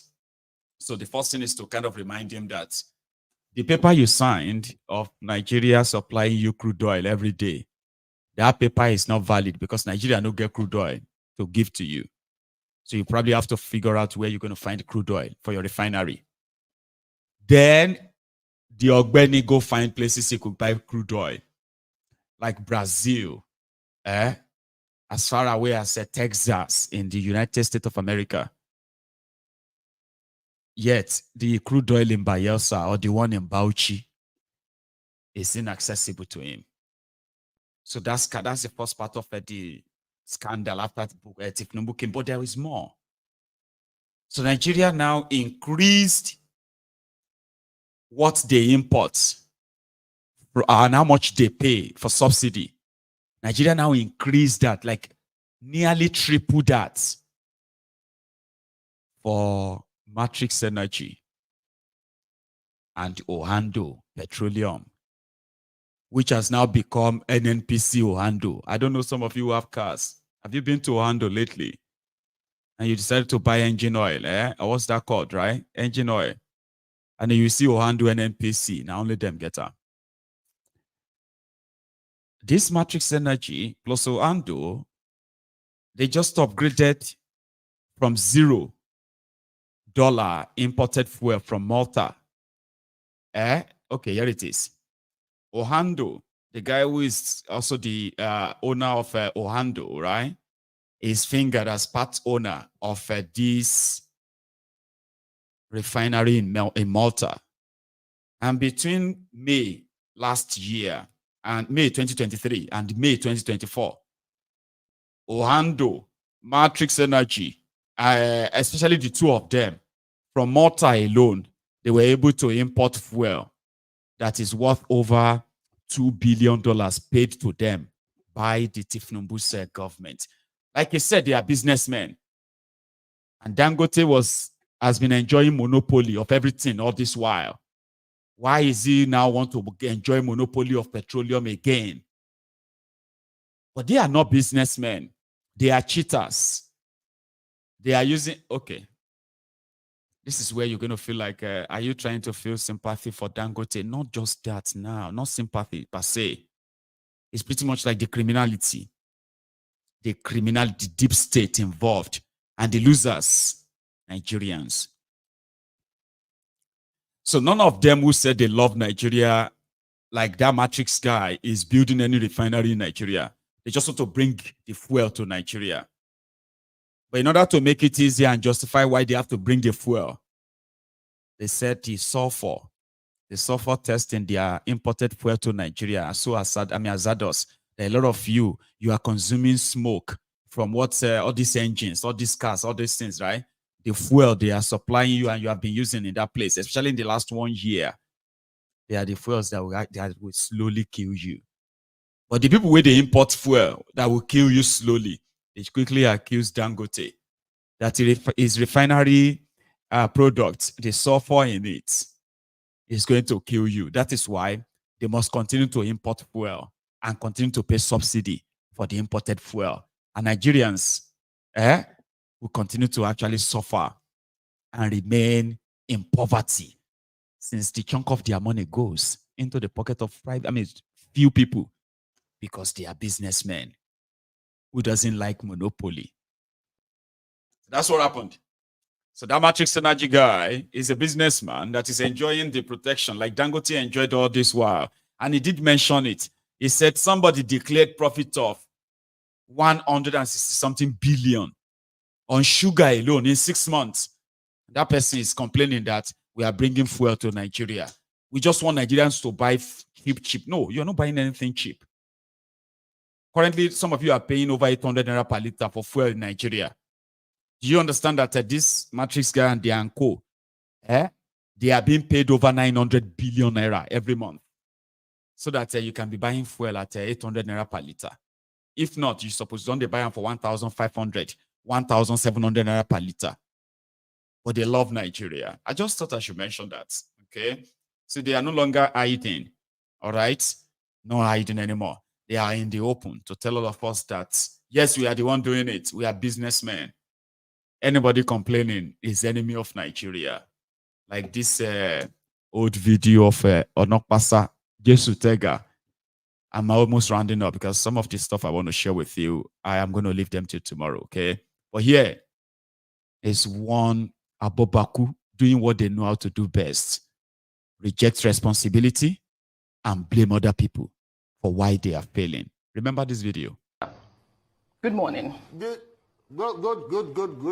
Good morning, my adorable Oji. All right, let's just go to the details here. There were a lot of accusations. First of all, Professor Yusuf Usman accused President Bola Ahmed Tinubu of nepotism after he appointed his son-in-law as the head of Federal Housing Authority. He also talked about how this administration has pushed more Nigerians into multi-dimensional poverty because of some of his policies. I'd like for you to respond to those two. Let me just land. My main question. I am not. My main question, because it is sure it is your right of reply, and I'd like for you to respond to those accusations. That's number one. Number two. Sure. Number two. I am responding. Will you let me respond? Go ahead. I will not dance to your tune. No problem. On those two accusations. God, you will have to give me some respect. Sure, sir. On those two accusations. Now, let us. It's a conversation, for God's sake. Absolutely. You will let me speak. Go ahead, sir. My adorable daughter, please let me speak. Go ahead, sir. The floor is yours. I adore you. Let me speak. Now, which nepotism is he talking about? Is it the nepotism we saw the last 8 years? He wants to protest what? What is anybody threatening in this country? Who? Threatening who? That you will stop food from coming from north to south? Then the people from south should stop what they produce to go to the north? Do we still have a country? What is wrong with people in this country? Who is threatening who? Seriously. We have one country. Listen, I think Steve, my brother Steve Ayorande will understand this better. I will mention one word. One nation, one destiny. It was the mantra during the era of Shehu Shagari. If nobody there understands that, Steve most certainly will understand it. I do understand it. Yes, one nation. Let's respect each other. Nobody should threaten another person in this country. Okay. We are all in this together. All right, Mr. We have a president in this country. Our president means well. Please let me speak. Our president means well. He is working hard to put things together. Do you even know the biggest problem we had the last 8 years? When all these people, their voices were silent. The problem was the emasculation of President Tinubu from the...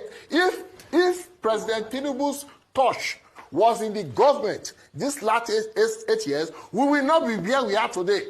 All right. We are trying to get out of a difficult situation. Then somebody comes on television and starts threatening people that he will do what? Governor Bango says he wants to stop food moving from Niger State. Should I stop fuel from moving from Delta State to his state? What an insult. All right. We are one country. Let us rest. Listen, nobody, excuse me, nobody is afraid of anybody. Okay. Let nobody threaten anybody in this country. Please. All right. What an insult. Sure. Rubbish. All right, Mr. Anakwasa, you've talked about threat a lot. But I asked a question, and it was just a question about nepotism, which you have not answered yet. But I'll skip that. I'll skip that question. I said, is the nepotism? No, is the nepotism. Whatever nepotism is embellishing, is it worse than the nepotism of the last 8 years? This is what is happening. All right. The idea of Nigeria being the idea of Nigeria being plunged into multi-dimensional poverty was one of his main issue on the program yesterday. But I'd like for you. Nigeria? Well, you've answered some of those questions. Can I answer you? No. I have heard your question. You will. Can I answer it now? I gave you 5 minutes to respond, but you haven't responded. But let me ask you this last question. What do you make? I want to respond to the question. Sure. No, I insist on responding to the question. Okay, go ahead, sir. Is it Bola Tinubu that caused... Beautiful. Is it Bola Tinubu that caused multi-dimensional poverty in Nigeria? How? We are Christians. Today is Sunday, for God's sake. Let us fear God. How did Bola Tinubu cause a single problem in this country? How? 8 years? You were there? Well, he talked about the How many people were lifted out of poverty? It's Bola Tinubu's fault. Bola Tinubu is not even 1 year in power. Okay, let's people are complaining. Mr. Onakwasa, please can I ask you a question? Because you said what problems has he caused. So let's talk about some of the problems we're facing today that we did not face before he was sworn in on the 29th of May, 2023. Can we talk about some of the exact problems we're facing? We have new inflation figures for monetary inflation. The Naira has lost its value at a faster rate than under President... You did not answer Oji's previous question, which was about nepotism. Yes. Yes, sir. I will answer the first question before this your question. About nepotism specifically. No, she asked about nepotism specifically. We are no longer having a conversation if you will not allow me answer the question. You can't dictate to me. I'm just asking if you are going to speak on nepotism in government. Which nepotism? Is it the Bola Tinubu that walked his own son out of federal executive meeting that you are accusing of nepotism? Well, the federal executive meeting has people who... What? Yes. There's legal requirements for who can be on the Federal Executive Council meetings, right? This is a very important meeting, and nobody's... Then what are you saying? We're talking about the appointment of his son-in-law to be in charge of the Federal Housing Commission. My apologies. No, he is not qualified. Are you more qualified than him? What do you mean by that? What's the point? Listen to me. Nobody. Listen. I'm not going to dance to this gaslighting you are trying to do, my adorable daughter. Nobody should threaten anybody in this country. We are one country. Do you know the kind of people that support Bola Tinubu? Let nobody think that he can intimidate anybody. Not in this country. The people who support Bola Tinubu, we support him from the bottom of our heart. And we support him because we believe that this country is in a precarious state. And this is the kind of man we need to be our... People just, there's this narrative out there that people follow. Do I look like Daniel Bala? We don't collect money from Bola Tinubu. We spend our money on Bola Tinubu. If you don't know. All right. So, Mr. Onokwasa. I'll send it on television. May I come in now, if you don't mind? Mr. Onokwasa. All right. Can I come in now? Just 2 quick questions. Go. It's legendary. And then few moments later, you know that sound? Few moments later. You see, Mr. President, most of us supported you because we know your antecedents, what you had done in Lagos. But you see what you did in Lagos. You mobilized Lagosians to fix Lagos, which is to be expected. What is more natural than that? However, you cannot mobilize Lagosians to fix Nigeria. You will have to mobilize Nigerians to fix Nigeria. So you cannot form a core of a team, okay, that is basically a Lagosian-based team to fix Nigeria. It does not, it is mathematically incongruous. It's an incongruity. It is expected that you will mobilize a team of Lagosians to fix Lagos. But then, to that same extent, you will just have to mobilize a team of Nigerians to fix Nigeria. You say these Lagosians you brought with you to Abuja to help fix Nigeria. I mean, with respect, they are useless. Useless. Starting with that your chief of staff, Femi Gbajabiamila, the most useless amongst them. You will have to dismantle this thing. With respect, my president, you will have to dismantle it and rebuild a true, genuine Nigerian core. It's not just a team in terms of appointment. There are these ministers. No. Your core team must no longer be a Lagosian team. It must be a Nigerian team. Otherwise, we will just continue like this.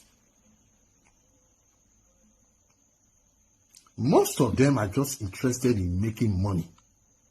They don't love you. They're not interested in your welfare, your political welfare. They are not interested in Nigeria, in moving Nigeria forward. These guys have been parasiting you for decades. Nuisance lele. Nuisance lele. Ẹni òfò ni ẹ ṣòfò láyé ẹ tún ṣe lálìkìyàmà. Rádaràda wọ̀nyí. Ó ti dójú ẹ̀ sẹ́yìn, ladies and gentlemen. The situation that the Nigerian indoctrinated voluntary slaves are facing, it seems like it is more than spiritual. It is back to physical now. Mama saw the ogun, ogun yoda yobeni o. You mo poju ogun láyé o, bá má ti múra sílẹ̀. Bá wá bí ọkọ àti àdá. You know that song, Abi? Mbalowa ìbọn ẹlẹ́nu méjì láti fi jàjà òmìnira. As it is right now, it no be only prayer we need anymore. It don't turn to physical.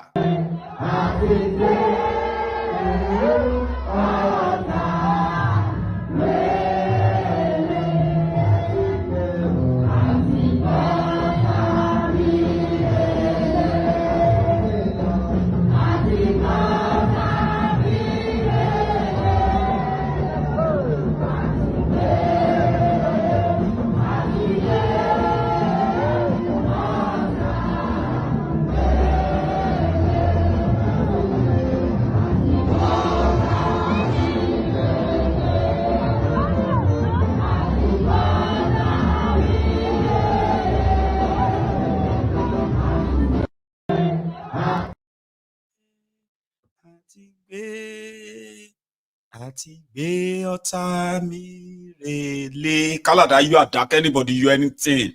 Baba, everybody láti strap up now. Bójá dá lóní, bójá ké lóní. Ọ̀rọ̀ lẹ́yìn ti kọjá spiritual. Tẹ́lẹ̀ wọ́n sọ pé it's not physical, it's not spiritual. Problem Nigeria to koja just spiritual and see. Be like saying both. It's up to you. About work, what madirao. So kilo timpe. Madirao. Pastor, oko ọlọ́pàá ó ń ṣọ́ pastor. Àwọn ọmọjọ sticker ló ń ṣọ́ wa. Àṣé kò rí pé orí wa ti burú. Ìwọ má dira o, ìpápá ẹ̀dá rin. Jẹ́ kí wọ́n báìbù tó ń jẹ. Kò jẹ́ gbèsè àgbẹ̀tọ̀ àbí kò gbẹ́rì tí kò gbé tí a fẹ́ jókòó jẹ̀ rà. Gbẹ́rì tí bá yọ píù. Àwòyí àárín. Mo mọ̀ yín pé wà nínú báìbù pé ìgbà tó fẹ́ mú Jésù kọjá ní àárín òun ògèrí Jésù. Kí ni Jésù lò? Àfẹ́ rí ló lò. Ìwọ má dira ayé bàjẹ́. Fact, it's only disputes. So we are going to take calls in a minute. And then, yes, we'll go on a break now. Please, if you have to leave, remember, like the broadcast, share it if you haven't already. And then if you have something to add, your own contribution, please use the line. I'll be back.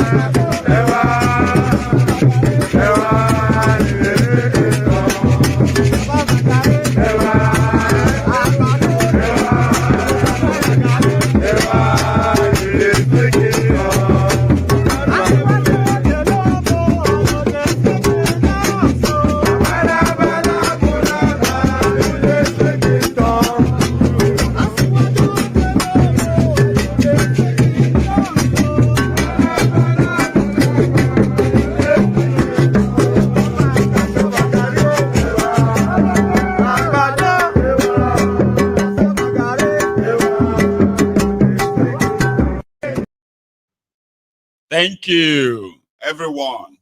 And thanks to you still around. I do have an update though, okay?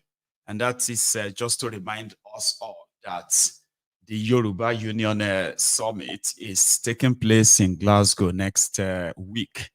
And that's just about 6 days away. Yeah, 6 days away. So to attendees or the participants, we are looking forward to seeing or meeting everyone there on the first day. So the first day is meant to be the day you would have to come in and register, just so we know that not just that you booked a place, you are in town as well, okay? So hopefully you will be around enough before 1 p.m. That's going to be from 1 p.m. to 3 p.m. It's just 2 hours. So there is no African time. I just thought I should say that. Okay. So I'm also going to leave in the comment quickly what is the link to those who probably are yet to book their own spots. Also, to everyone who is already signing up as members of the Yoruba Union, yes, we have a means of doing our background check on everyone. And yes, if you have passed through all the normal checks, okay, that means for now, you will be able to interact with other members as it is. And if you're having any problems signing up, remember, this is just a little 2 minutes clip to guide you. Yoruba Union, ladies and gentlemen? There are 2 steps to successfully sign up into the yorubaunion.org website. Once you get on the landing page, you click on Join Now. Once you click on Join Now, you select your choice. For example, I click on my own editable choice. Click on Select. I choose my price. If I decide to leave it as £1 or £10, the minimum amount is 10. Let's say I select £5. And then I choose my username.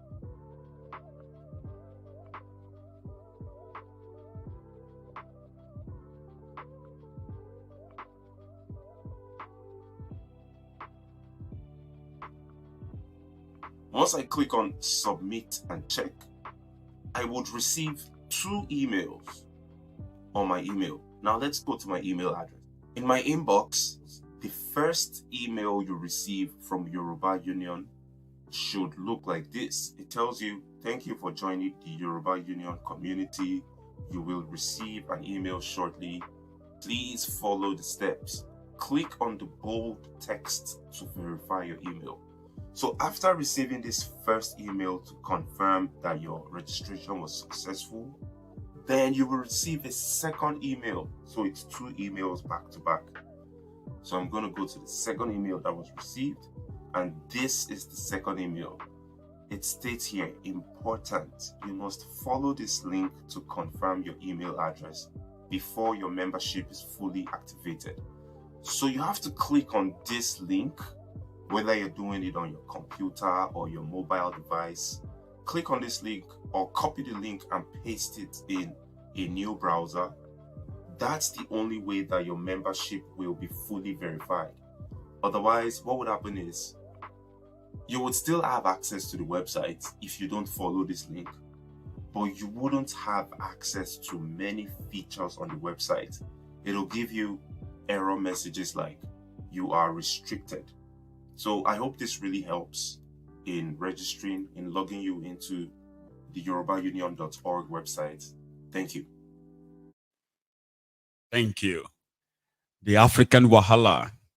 So also to the attendees that have been asking questions about, I don't know, I want to believe that the attendees have booked their hotels, okay?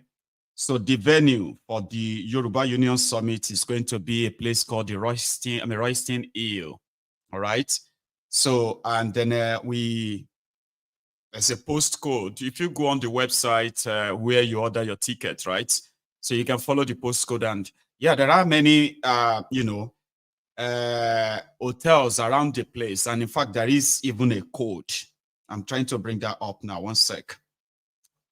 So we have a particular code from some few hotels that will give you discounts. Okay, I am trying to see if I could kind of pick some of them up and mention them here. Okay, anyway, if you are a member of the Yoruba Union that is attending, and you possibly are also on our Telegram, right? Please pay attention to the Telegram this weekend and including next week as well, leading to the summit.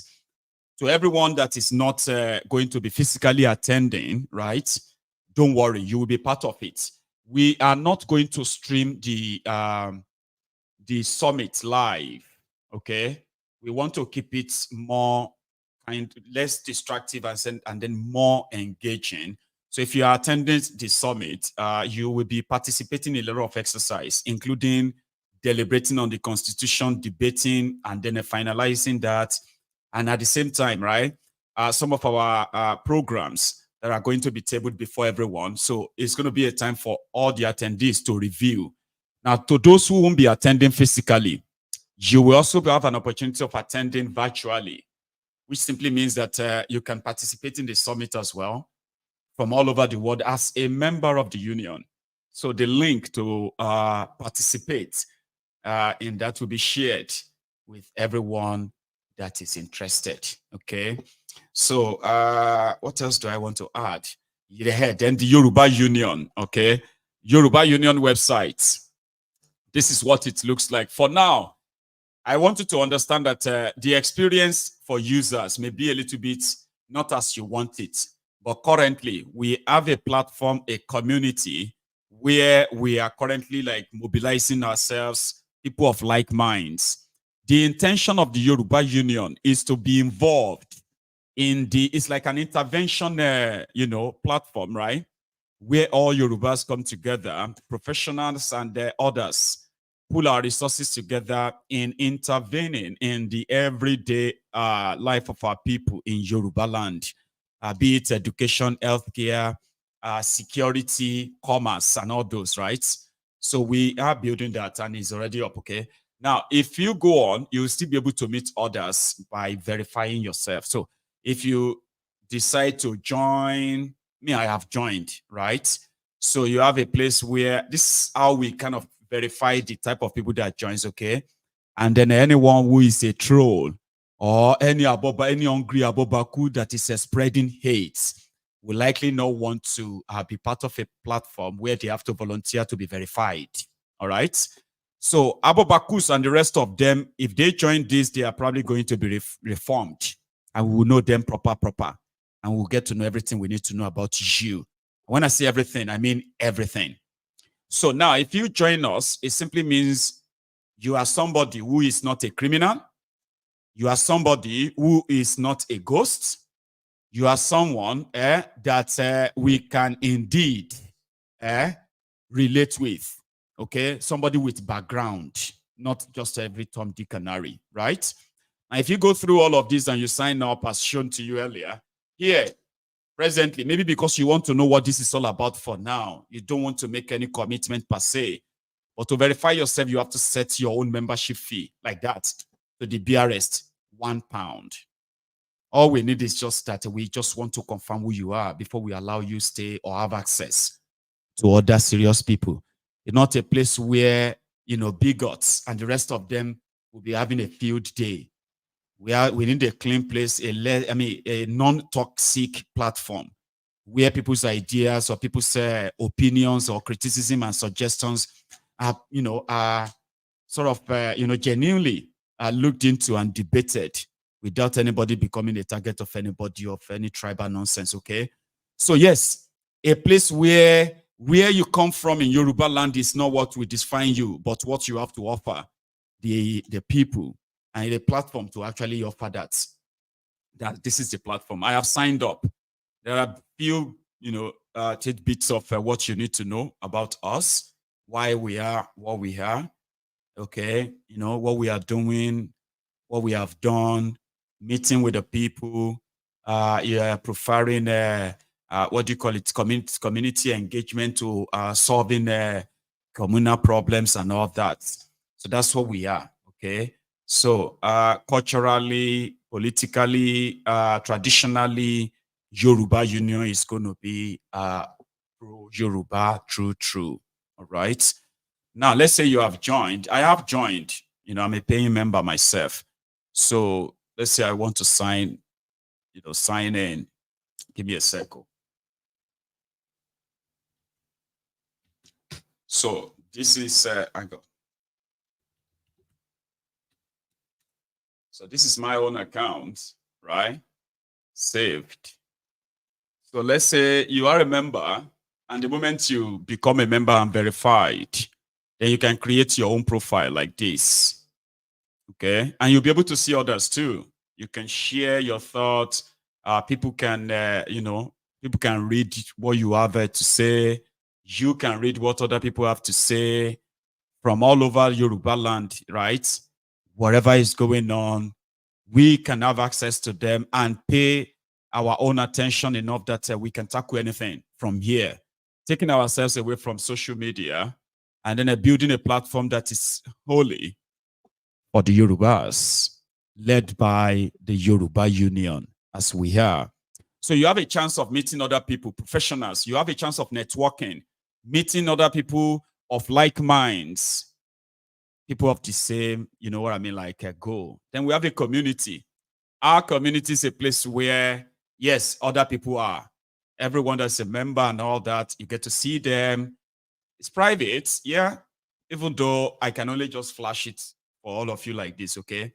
So it is private and it is membership only. You can sign up and be a member, but without you being verified, you will not be able to interact with anyone. You will not be able to see other people say, there. That's our own way of protecting those who have entrusted their faith. That is trust. So that's a platform where we have, data of people, important people, and their data are, jealously guided. That's how we intend to show ourselves and say, except we do it, nobody's going to do it for us. And there is nobody that's going to be anybody's hero. We would have to be our own heroes. Yes, we just have to be our own helpers. And if people are finding it difficult on how to do that, then maybe we can create a place where everyone appears and they are equal. Everyone is equal and appears equal as well under the same banner called the Union, Yoruba Union. You can check us back in another year, okay? Maybe another 1 year or two. You probably should check back on us and see how far we have gone or we have come. So far, so good. We have a lot on our, we have a lot of medals on our chest, you say. We have touched lives, we have saved lives, we have adopted children, we have, but now we really want to put everything in a single place and get everybody involved, including you. So to those who have entrusted us with their membership so far, thank you. You are the pioneers. We look forward to when we will grow from 10 to 10,000 and maybe to 10 million one day. And it will become the biggest, they say the biggest traditional, cultural, union you ever see. And it is just a mean to an end. It is not an end in itself.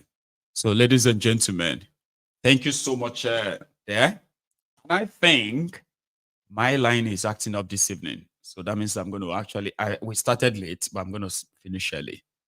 Go and digest all I have said. Think about them. And when we see tomorrow, you can tell me how you feel more about that. All of us, we can share how we feel about this. Thank you so much for your time. Enjoy the rest of your evening or night. Have a wonderful weekend and good night.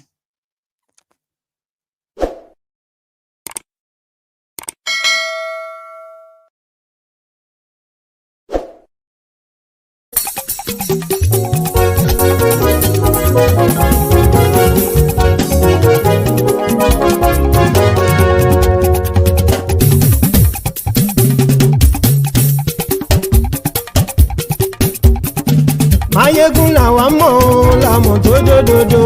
Maiyegun Diary láyé bí nàmbà wá. Maiyegun làwa mọ̀ làmọ̀ tó dòdòdò. Maiyegun Diary láyé bí nàmbà wá. Maiyegun ti dé o ọ̀rẹ́ ará ìlú. Maiyegun Diary láyé bí nàmbà wá. Lórí Facebook, lórí YouTube. Maiyegun Diary láyé bí nàmbà wá. Gbogbo bó ṣe ń lọ ni Maiyegun já wa sí. Maiyegun Diary láyé bí nàmbà wá. Àṣírí ọ̀jẹ̀lú kì í bò níbẹ̀ o. Maiyegun Diary láyé bí nàmbà wá. Bó bá ṣe eré àní Maiyegun máa wí. Maiyegun Diary láyé bí nàmbà wá. Ó sì tún ṣe eré wàá gbọ́ níbẹ̀ o. Maiyegun Diary láyé bí nàmbà wá. Maiyegun Diary, Diary politico. Maiyegun Diary láyé bí nàmbà wá. Godfatherism kò sí lọ́rọ̀ Maiyegun. Maiyegun Diary láyé bí nàmbà wá. Ẹ farabalẹ̀ sẹ́ o kẹgọ́rọ̀ lẹ́nu o. Maiyegun Diary láyé bí nàmbà wá. Àní Maiyegun làwa mọ̀ tó dòdòdò. Maiyegun Diary láyé bí nàmbà wá.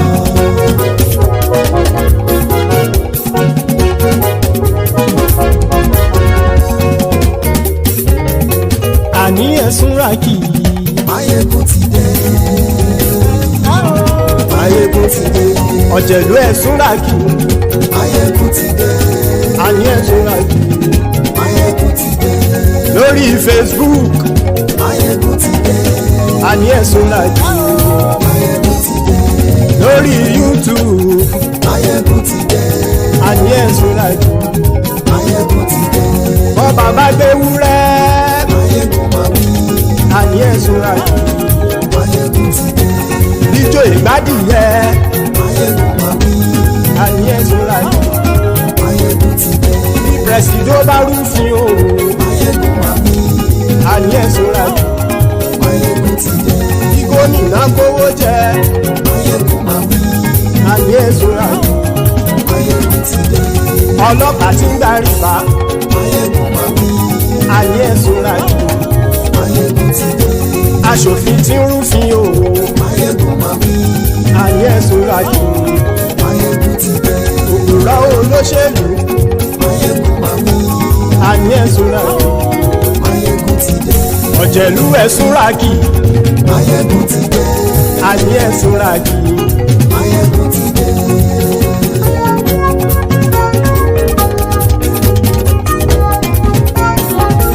Maiyegun ti dé. Gbogbo ọ̀jẹ̀lú ẹ̀sùn ràkì. Maiyegun ti dé. Gbogbo ọ̀jẹ̀lú ẹ̀sùn ràkì. Ṣùgbọ́n ní bá ti ṣe èyí tó yẹ kí wọ́n ṣe, ọmọ bá dèrò ní fi wọ́n níran o. Maiyegun ti dé. Gbogbo ọ̀jẹ̀lú ẹ̀sùn ràkì. Maiyegun ti dé. Gbogbo ọ̀jẹ̀lú ẹ̀sùn ràkì. Ṣùgbọ́n ní bá ti ṣe èyí tó yẹ kí wọ́n ṣe, ọmọ bá dèrò ní fi wọ́n níran. Wọ́n fowó bẹ́ẹ̀ o, Maiyegun ó sọ pé wọ́n ò bẹ́ẹ̀. Wọ́n fowó bẹ́ẹ̀, Maiyegun ó sọ pé wọ́n ò bẹ́ẹ̀. Oníkan ṣáàtì ṣe èyí tó yẹ kí wọ́n ṣe, fáwọn ará ìlú tó gbé wọn débẹ̀ o. Maiyegun ti dé. Gbogbo ọ̀jẹ̀lú ẹ̀sùn ràkì. Maiyegun ti dé. Gbogbo ọ̀jẹ̀lú ẹ̀sùn ràkì. Ṣùgbọ́n ní má ti ṣe yìí tó yẹ kí wọ́n ṣe, ọmọ bá dẹ́rọ̀ ò ní fi wọ́n níran. Kì máa yí ṣe eré, ọ̀rọ̀ yìí kì í ṣe ẹ̀fẹ̀. Kì máa yí ṣe eré, ọ̀rọ̀ yìí kì í ṣe ẹ̀fẹ̀.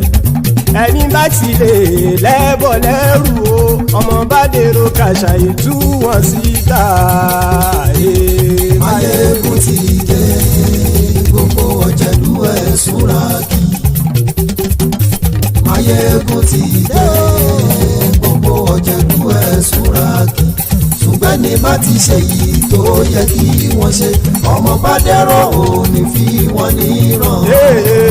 Tẹnitẹni ọmọ Maiyegun ọ̀rẹ́ ara ìlú mọ̀mọ́ ni mo fọlọ́hún ṣọ́ ẹ̀ bá kìlẹ́bù. Lóòótọ́ olódodo ìlú ọ̀tá ìlú mọ̀mọ́ ni ìwọ ṣá máa ń ṣọ́ra kò sì mọ́ bẹ̀rù. Bọ́tà ń lè rí bóníṣègùn lé káwọn mọ̀mọ́ fi ṣera wọn ni ó ti dẹrùn tí wọn ò gbọ́dọ̀ sì mọ́ bẹ̀.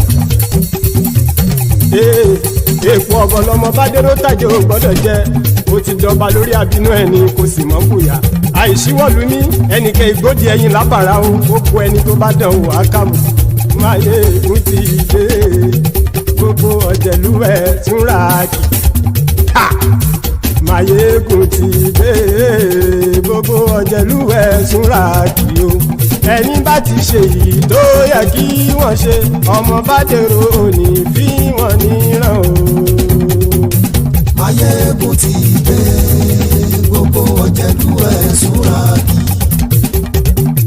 Maiyegun ti dé. Gbogbo ọ̀jẹ̀lú ẹ̀sùn ràkì. Ṣùgbọ́n ní bá ti ṣe yìí tó yẹ kí wọ́n ṣe, ọmọ bá dẹ́rọ̀ ò ní fi wọ́n níran.